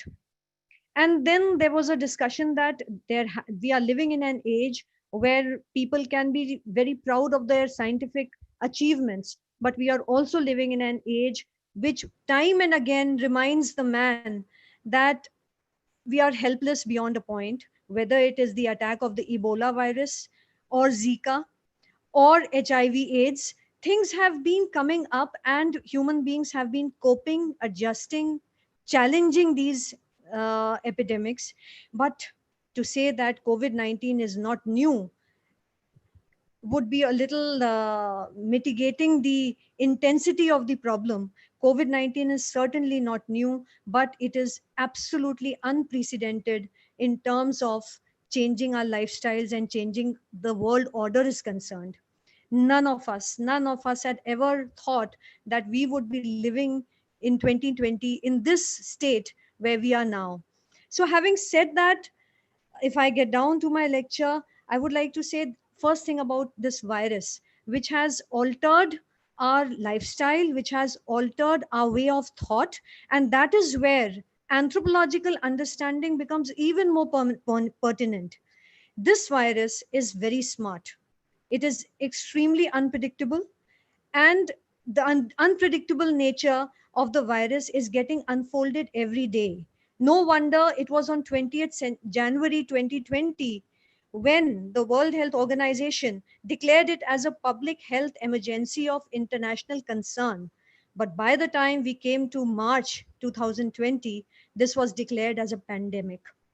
So as we are challenging to live with this virus, and a very normal sentence that is used these days is, with the lockdown being imposed and the lockdown being removed and travel being assumed, and I keep hearing of debates.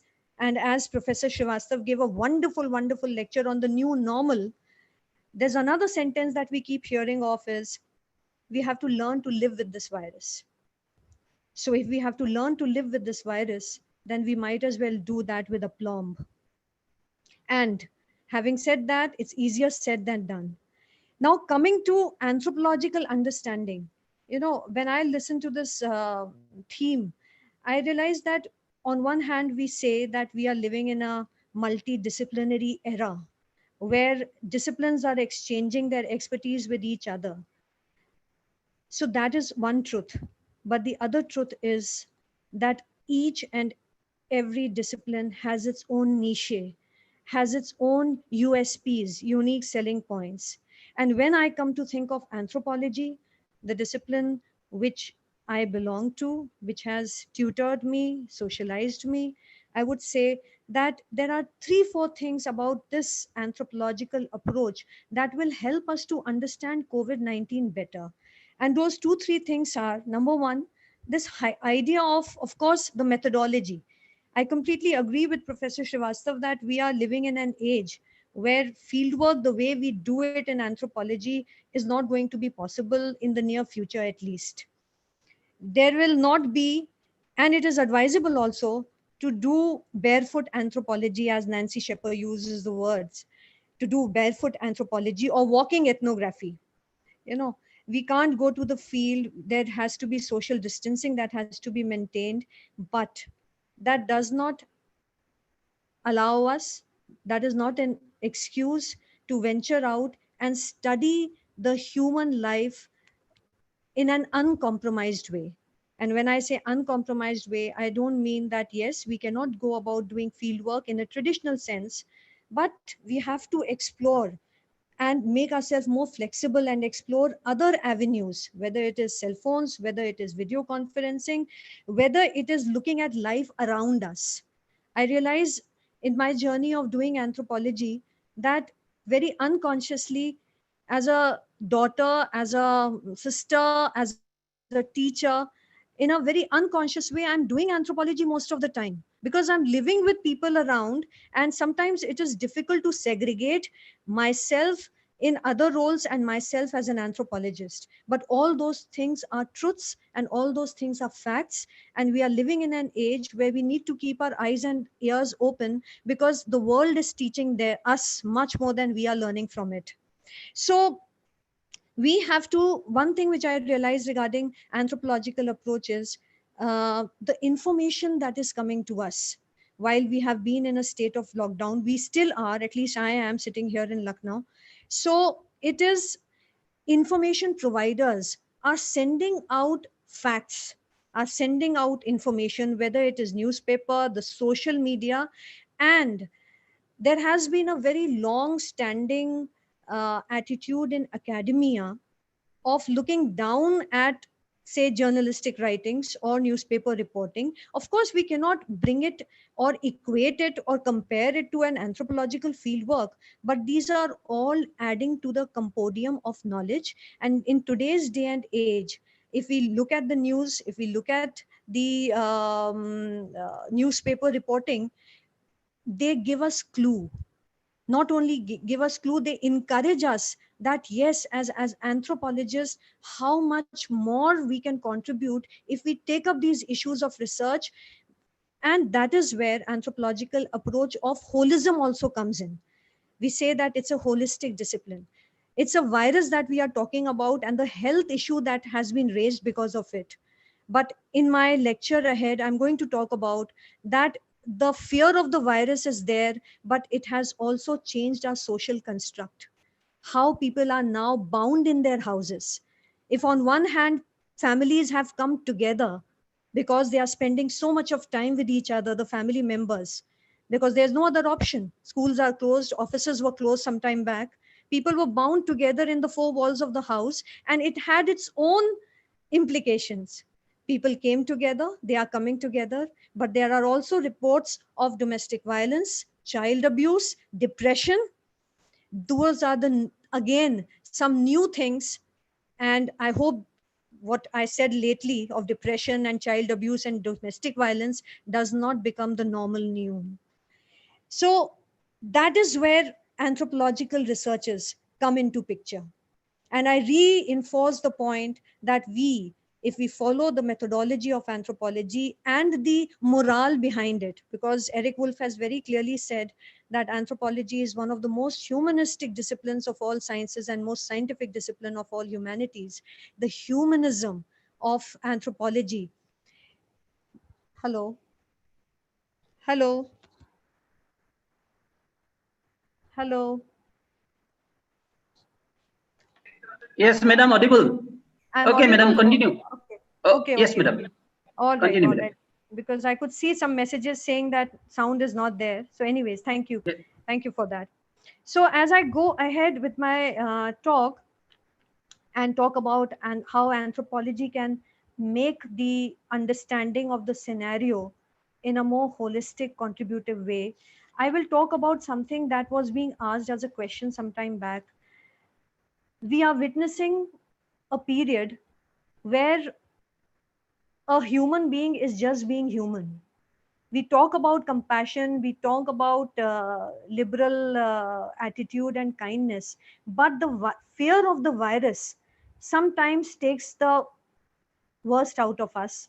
And this is being reflected in this idea of stigma and othering. You know, I was listening to Professor Srivastav, and he was very encouraging about the fact that we have each other. But when it comes to a life and death situation and a sense of fear, which this virus has been very successful in putting in our hearts, then the idea of othering, distancing, excluding, and political exclusion becomes paramount. How the doctors who are treating us are being treated, the people, the service providers, whether it is the police people who are endangering their own lives and taking on the battle of fighting with with the coronavirus for the sake of the people itself. This episode has again thrown a very, very important area of introspection before us about this idea of, you know, stigma and othering, how people have been put away, the same social providers, service providers like the doctors, the policemen, the paramedic forces. We are continuously seeing this, and I think this offers a very strong ground for ethnographical research, because this is all newspaper reporting that this should not have been done or that should not have been done. And that is where anthropological intervention in an academic form becomes important, that it is a social fact that is coming before us, that why people are encouraging this sense of distancing towards people who are contributing to our lives. Then the areas that can be explored will be more gray than ordinarily black or white. And anthropology, as it is said, that it is a study which definitely is of cross cultural nature. It is of cross cultural nature. And at the same time, it does not ignore the micro study part. That is where I think then anthropological input comes. When we look at the news channels, when we look at the newspapers, we are talking about numbers, so much of numbers to these days. How much has been the hike last 24 hours? Okay, India is on the third position. And we have already crossed the 9 lakh mark, but our mortality rate is not that high. We are still doing better off from other countries. I realize this is all there as fact, quantitative fact. But despite this quantification being there, anthropology and anthropologists do not ignore even the smallest of cultures, the smallest of groups. And that is the time where we need to carry out intensive research, that how this pandemic is affecting ethnic minorities, displaced people, homeless people, prisoners, the mentally challenged people, the people on the not on the center stage of society, but on the margins because of whatever reasons. So that is an area, because we are all under a pandemic, but these are the populations, whether it is small ethnic minorities, or we saw the situation of the migrant laborers. And that is where anthropological research can become very fruitful.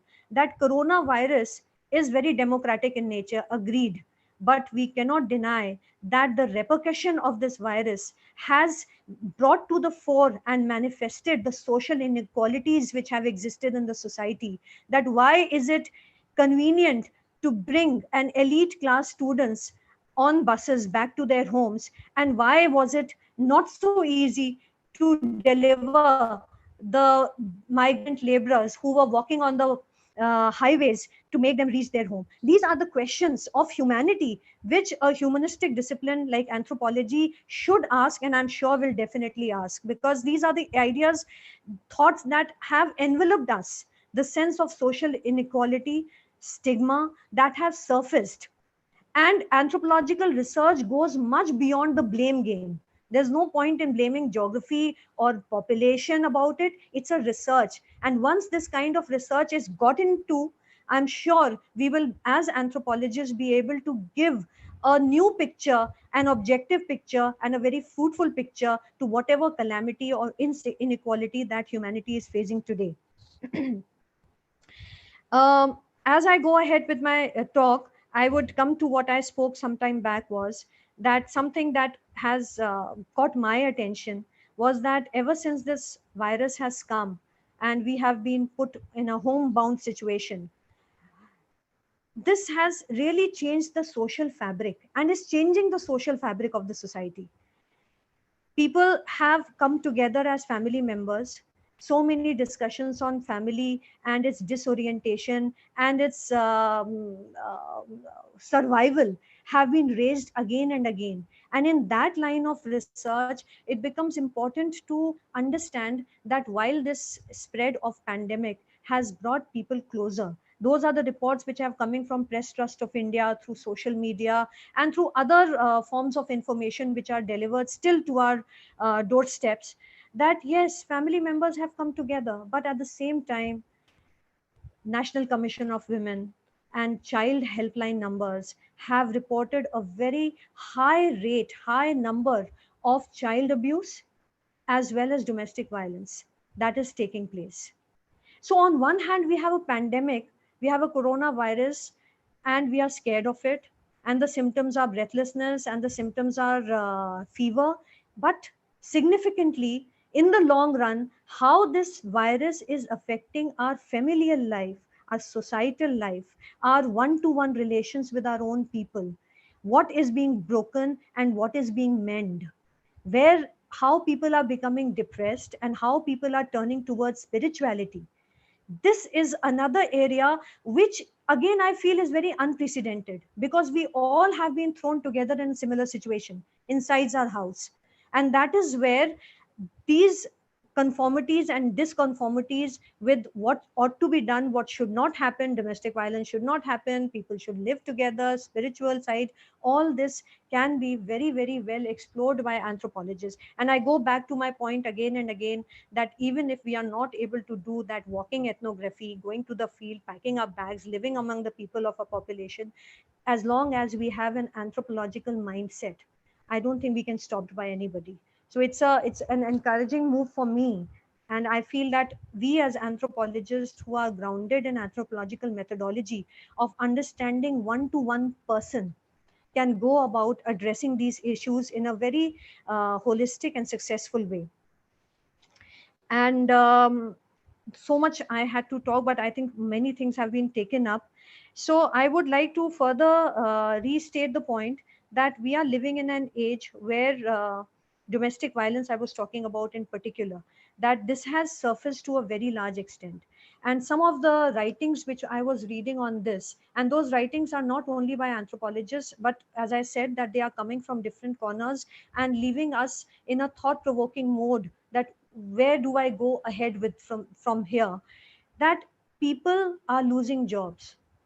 Students are not able to go to colleges. The online mode of teaching is becoming harmful for young students. That came out, and I think we had a Supreme Court ruling yesterday, which is minimizing the number of classes where small children are made to learn online because it is affecting their eyes. Then another issue that has come up is people have lost their jobs in very large number. So there is frustration penting up, there is depression penting up. Go out of their house, and this going out of the house was also a safety valve.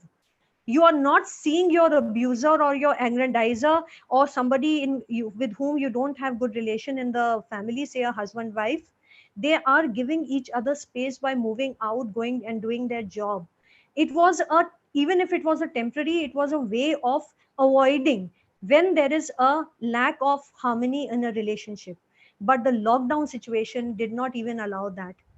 And some of the reports which I read was that because people have come together in the house and there is frustration, there is depression, people are not, human beings are not used to living inside the four walls of the house. It is therapeutic to go out, we all knew, but now what to do? So all that combined is burning out as domestic violence. another mandate that came, another law that came, because it is a, it is a devil and the deep sea situation where liquor shops were opened up at the same time when reports of domestic violence were being surfaced. So again, there was a point that came up, was that whether liquor shops should open or not. Now, we as anthropologists cannot just give a plain answer as yes and no. And that is where anthropological research takes us to the context, that if things are coming on the surface and they are getting manifested in a pleasant or so-called unpleasant way, where opinions will differ and they will differ a great deal, but a research, an anthropological research, can bring out the reasons for it, the context behind it, and look at a social problem from a more academic and realistic angle.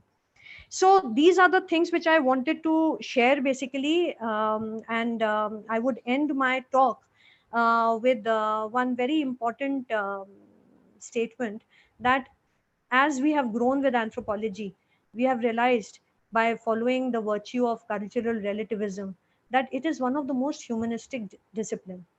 And as anthropologists, as students of this discipline, I think despite the challenges and frustrations that we are facing at this time, the restrictions that we are facing at this time, if we just remind ourselves of the noble values of compassion and living together, I think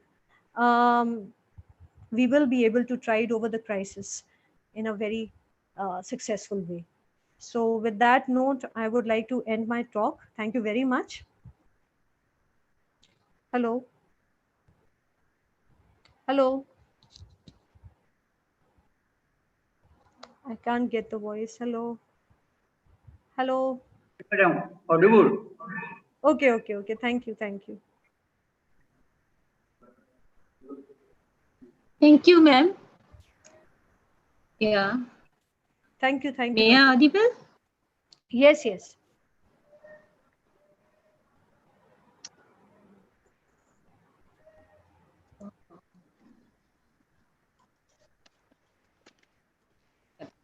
Yes, madam, audible. Carry on, madam. Kartik said audible, but I'm not seeing the screen. No? Audible, madam. Okay. I'm just. Yes, ma'am.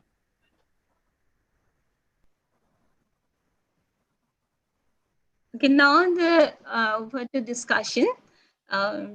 So please, participants, you have any questions or any queries or clarification, then please raise your hands.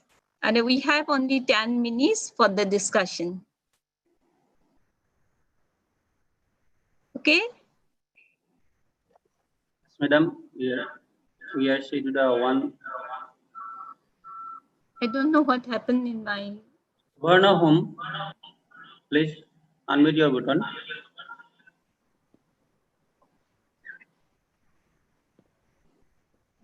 I did, but I don't know why it's disconnected. Video is not coming. Yes, Suvarna, please. Yes, good afternoon, everyone. My question is that in everyday situation, we are watching the news about the death toll and other things about the COVID-19 patients. So, in that situation, how can keep our mind positive and don't feel frustrated and or demotivated or any disturbance, and stay away from that kind of negative vibes?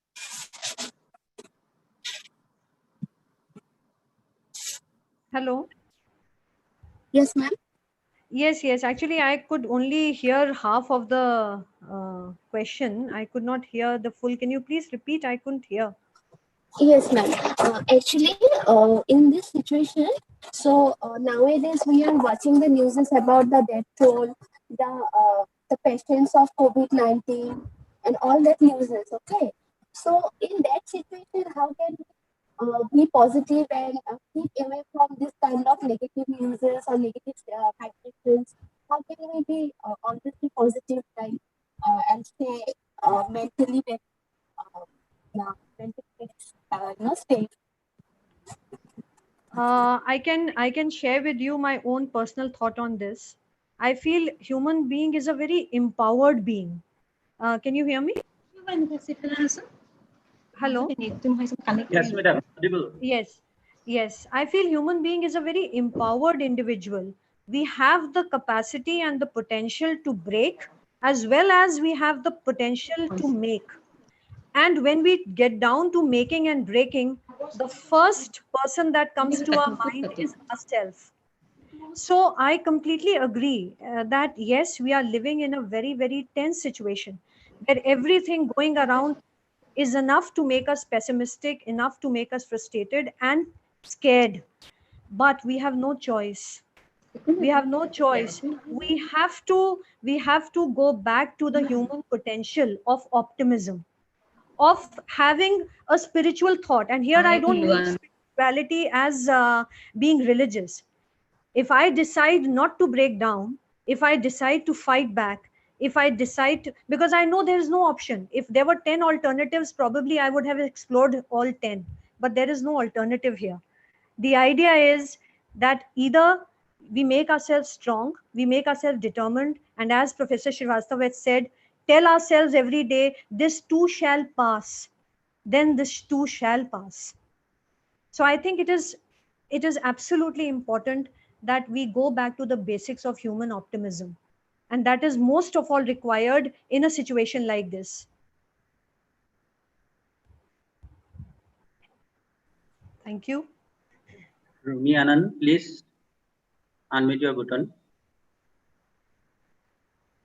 Rumi Anand. Yes, Okay. sir. Hello. Yeah, okay. Hello. You can Good ask afternoon, on ma'am. our. Hello. Okay. Hello. Am I audible, sir? Yes, Hello. audible. You can ask. Yes, audible. You can ask question. Yes, good afternoon, ma'am.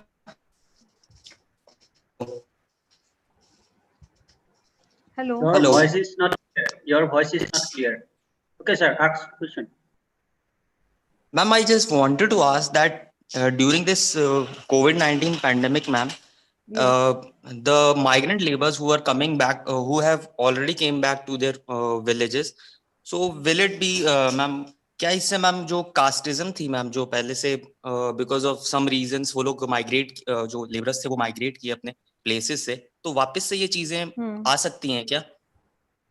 Because of some economic conditions, because of some social conditions वो लोग migrate करके अपने गांव से या फिर अपने शहर से बड़े सिटीज में गए और अब वापस से वो लोग अपने गांव और अपने सिटीज में वापस अपने टाउन्स में वापस आए हैं, तो क्या वापस से वो चीजें देखने को मिलती हैं? हेलो, आपको मेरी आवाज आ रही है? यस मैम, यस मैम, आपको यस आवाज आ मैम, रही? हाँ, यस मैम। ये संभावना हर चीज की है और खास तौर से ये जातिगत संस्थापन हुआ था. It was a caste, it basically, I mean, one of the parameters is that yes, the migrant laborers who have gone out of the villages, if they are coming back to the villages, then they are coming back to a scenario where they are bound to face, or they may face, certain challenges. That stands for all. That stands for all, because this is a time of forced situation which is going on, not voluntary. Because pandemic आया है, उस वजह से उन्हें भागना पड़ा, वापस गांव जाना पड़ा. अब एक जगह से भेजे गए हैं, दूसरी जगह अपनाए जाते हैं कि नहीं, ये एंथ्रोपोलॉजी की एक बहुत इंपॉर्टेंट टर्म के अंदर स्टडी आ सकती है, जिसको कहते हैं लिमिनल अप्रोच, लिमिनैलिटी. ना हम इधर हैं, ना हम उधर हैं, हम हैं तो कहाँ. तो I think that is where I think anthropology of the masses, the subaltern studies, will become very important. That it is easy for us to deliberate in our rooms right now over a video conferencing, because if I talk about myself, yes, I am in a privileged position. I'm not a migrant labor. I did not have to travel in a train with full fear of catching the infection, without any food and water, and return to my village. And we don't know whether I'm going to be accepted there or not. So yes, I agree that there can be challenges of this sort, which the coming future is going to unravel before us. And I think that is where interpretations will also go from diverse directions, with politicians taking their own call, the data givers giving their own call, and anthropologists putting their own insight. So yes, that situation can always arise. And caste has always been a very deciding factor. We all realize that at the end of the day, in certain parts of the country, whether it is North India or other parts, ultimately challenges get aggravated because of our age-old fighting with caste issues. So I do not deny the fact that the near future can show us some of these things. But I think as I go back to it, that as we are learning the ropes every day and still surviving, trying to survive by keeping the flag of survival of the fittest in our hands. So let us be optimistic. That's all. Okay, ma'am. And thank you, ma'am. Thank you. Sunita Sharma, please unmute your button. Sunita Sharma, please. Sunita Sharma, okay. You can ask questions to our. Yes, sir. Good afternoon, ma'am. Good afternoon. Ma'am, thank you for your excellent deliberation. It is very much helpful to us. And ma'am, I want to ask you a question, that what factors should be taken into consideration to make people emotionally stable in this pandemic situation? Can you repeat, please? Yes, ma'am. What factors should be taken into consideration to make people emotionally stable in this pandemic situation? I think this one-to-one care. I believe that emotional, this pandemic, this situation, as far as I understand, is it has aggravated and worsened situations which were already in a very weak situation, like family orientations. Right now, people, how people can remain stable emotionally is something again that has to be brought from within. Brought from within. Nobody else will do it for us. We may be counseled. Yes, I think counseling sessions will help here. They will, and fortunately, we are living in a age of internet, where there is access to everything. So I think, if you ask me, that those who are not emotionally stable or are getting more depressed can find access to those mediums which are offering counseling and encouragement, though there are platforms. And at the same time, I feel this one-to-one human understanding, compassion, and empathy. All of us today, I think one way this virus has unified us is that we may be different in experiencing it in terms of degrees, but more or less that sense of emotional instability, depression, frustration, time and again can keep coming back to us. In some cases it is more, in some cases it is less, but all of us are sailing in the same boat. So on one hand, emotional stability can be addressed through deliberate platforms of counseling which are being offered, and people have access to those. And at the second level is I, me, myself. Let me see if I am able to contribute even by making one individual smile in this situation, either through a phone call. I think I realized one thing on my own, that this lockdown period has helped me to connect with so many of my friends who were, I wouldn't say forgotten, but I think in the process of life, we knew we were there for each other, but there was no contact. But sitting at home and having conversations, and at the end of the conversation, I felt encouraged, I felt uplifted. So I think that was also emotional encouragement for me. So these small things of connecting with people. So not everything can be taken in a negative way. Lockdown itself helped me to connect with so many long lost people, and that helped me, that helped them, and we could look at life from a more less compartmentalized angle. I realized before this virus had come, life was very high sped, very compartmentalized. I, Geetika Ranjan as teacher, I as daughter, my roles here. Time was not, I was not leading the time was leading me. Yes. During lockdown period, I had the entire time to my disposal. So it was a time to reconnect. And that's where I come to your question that because I know this discussion is going beyond the very clear-cut anthropological platform. We are talking more of mental health and emotional health right now, and all of us are sailing in the same boat. And I can only say from my own experience that this human potential of empathy and compassion of giving to others, because whatever we will give will come back to us, that concern, that is something that we need to practice and tell ourselves that world is not all that dark and not everybody is bad. We need to just remind ourselves, no matter how bad the situation around us is going. So that is just heart to heart, I'm telling you about what I would say about emotional instability. Thank you. Thank you, ma'am. It's very encouraging. Thank you, ma'am.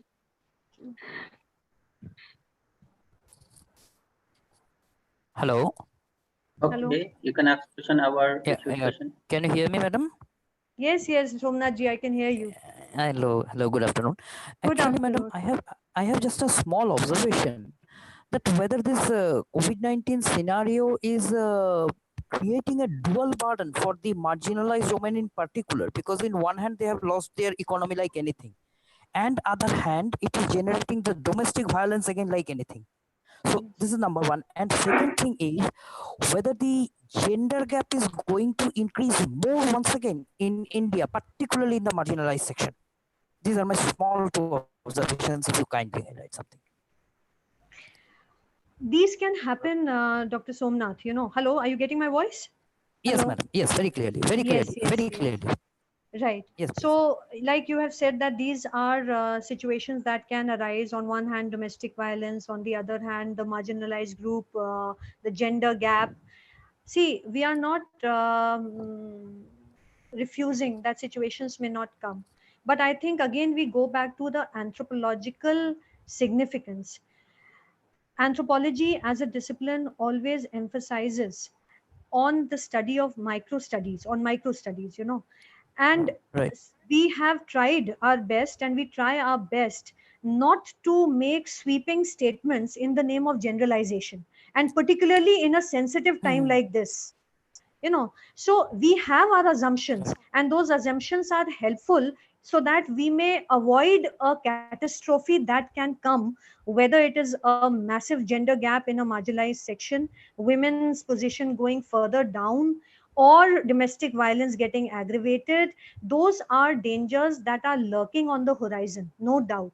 But when I say that, can I categorically say that something like is likely to happen? I will be speaking in more general terms, which I don't want to right now, which I don't want to, because we are a very multicultural population, not only India, all over. So that is where the significance of micro studies. We in anthropology carry out community studies, locality studies. So if such a situation is going to arise, then we will be able to conclusively say only after as many number of researchers have come to the fore, rather than right now. Yeah, we can assume that yes, scenario is like that, that human mind can tell us that a situation like this can develop. But on the other hand, the human mind also tells us that despite the lockdown, despite the homebound situation, people have devised novel ways of getting empowered, of coming up to a sense of self confidence. So there are multiple truths, Dr. Somnath, which I think time will tell. Right. Thank you, madam. Thank you very much for your beautiful. Thank you.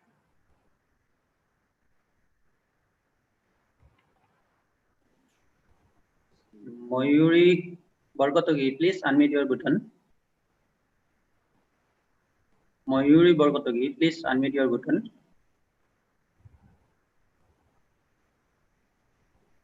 Mayuri Barkatogi, please. Okay, you can ask question. Thank you. Okay, thank you so much. I just want to thanks the organizer and the resource person for such a wonderful webinar. Thank you all. Thank you, madam.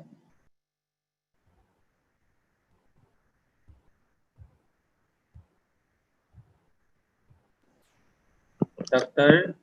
Pranita Sharma, please ask question.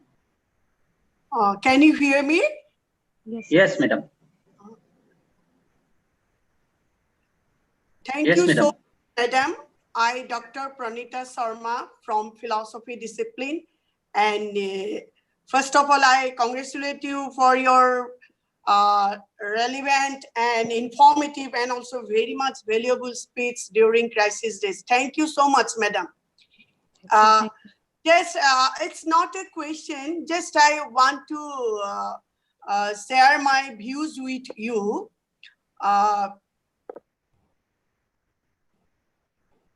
Yes.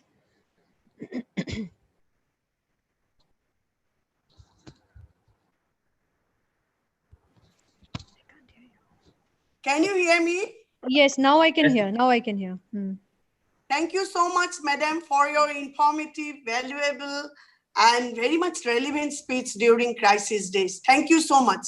I, Dr. Pranita Sharma from Philosophy Disciplines, and you are from Anthropology Disciplines.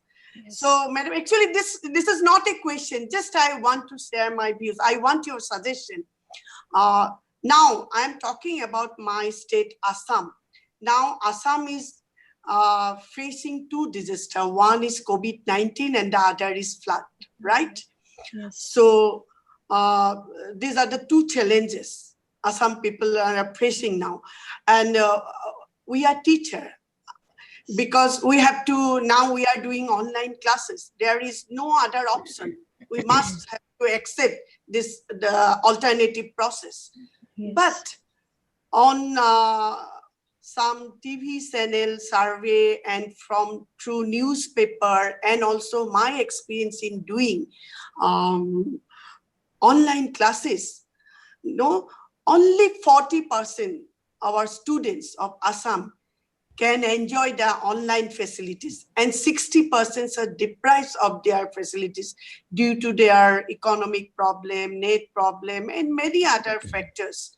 Yes. So, as in, so this is a vast gap, 40% enjoying and 60% deprived. It's not a matter of joke. And we don't know, COVID-19 may go year to year. But we have to do, even teachers, science teachers, they are sending their practical classes by sending video and YouTube, etc. But as you are anthropologist, that's I want to know from you, what's your suggestion for about those deprived students? Because it very much affects on human resource development, is not it?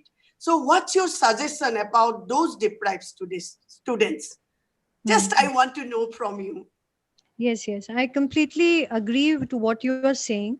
Online teaching has its own limitations, definitely. We all are going through it. Even we in the university had to go for online teaching, and our students are sitting in remote areas of the country where there is no access to basic electricity also. And we realized that, first of all, I'll come to us. We as teachers are also being introduced to something with which we were not very comfortable with in the beginning. That very idea of replacing classroom one-to-one smiling faces interaction to an online mode, and not all of us are techno savvy. We are learning the ropes. Even today, for a video conference, we have to do some kind of a rehearsal that whether my system will work or not. So as teachers, if we are going through it, how much more it would be for the students. So I completely agree with you that yes, reaching out to students for dissemination of knowledge is a big challenge today. What is being done today as per government orders, MHRD orders, is that yes, academics should not lag behind. Teaching has to be done, even if it is through the online mode. And as you said, that only 40% are managing, 60% are being left out. I think as of now, this is what I have been thinking about this. And as of now, I feel that why has life become so virtual? The life has become so virtual because that in-person interaction has become impossible. Even if we want to reach out to those 60%, and there are ways of reaching out, There are ways. In fact, I was looking at some documentaries in the on the television, that some villages have organized big screens where they have engaged some resource person, brought all the children of the village together at one point time using the generator, so that those many children who have no access to otherwise online education, they are being taught by this resource person on a definite time, when all of them have been brought together through village leadership. There were documentary like these. So I feel that in this situation, new modes of interaction with those 60% will be required. We have to think. It's not going to be easy. The light goes off, the power goes off. But even if this initiative is being taken by the political leadership at the grassroots level, of getting the people together, getting the children together, and getting them become participants of dissemination of this form of knowledge, I think we will, even if we go at a very small speed, we will at least move somewhere ahead. We can't think of miracle at this moment, because if I think of alternatives, what alternatives? If we stop the online mode, then what is the other way?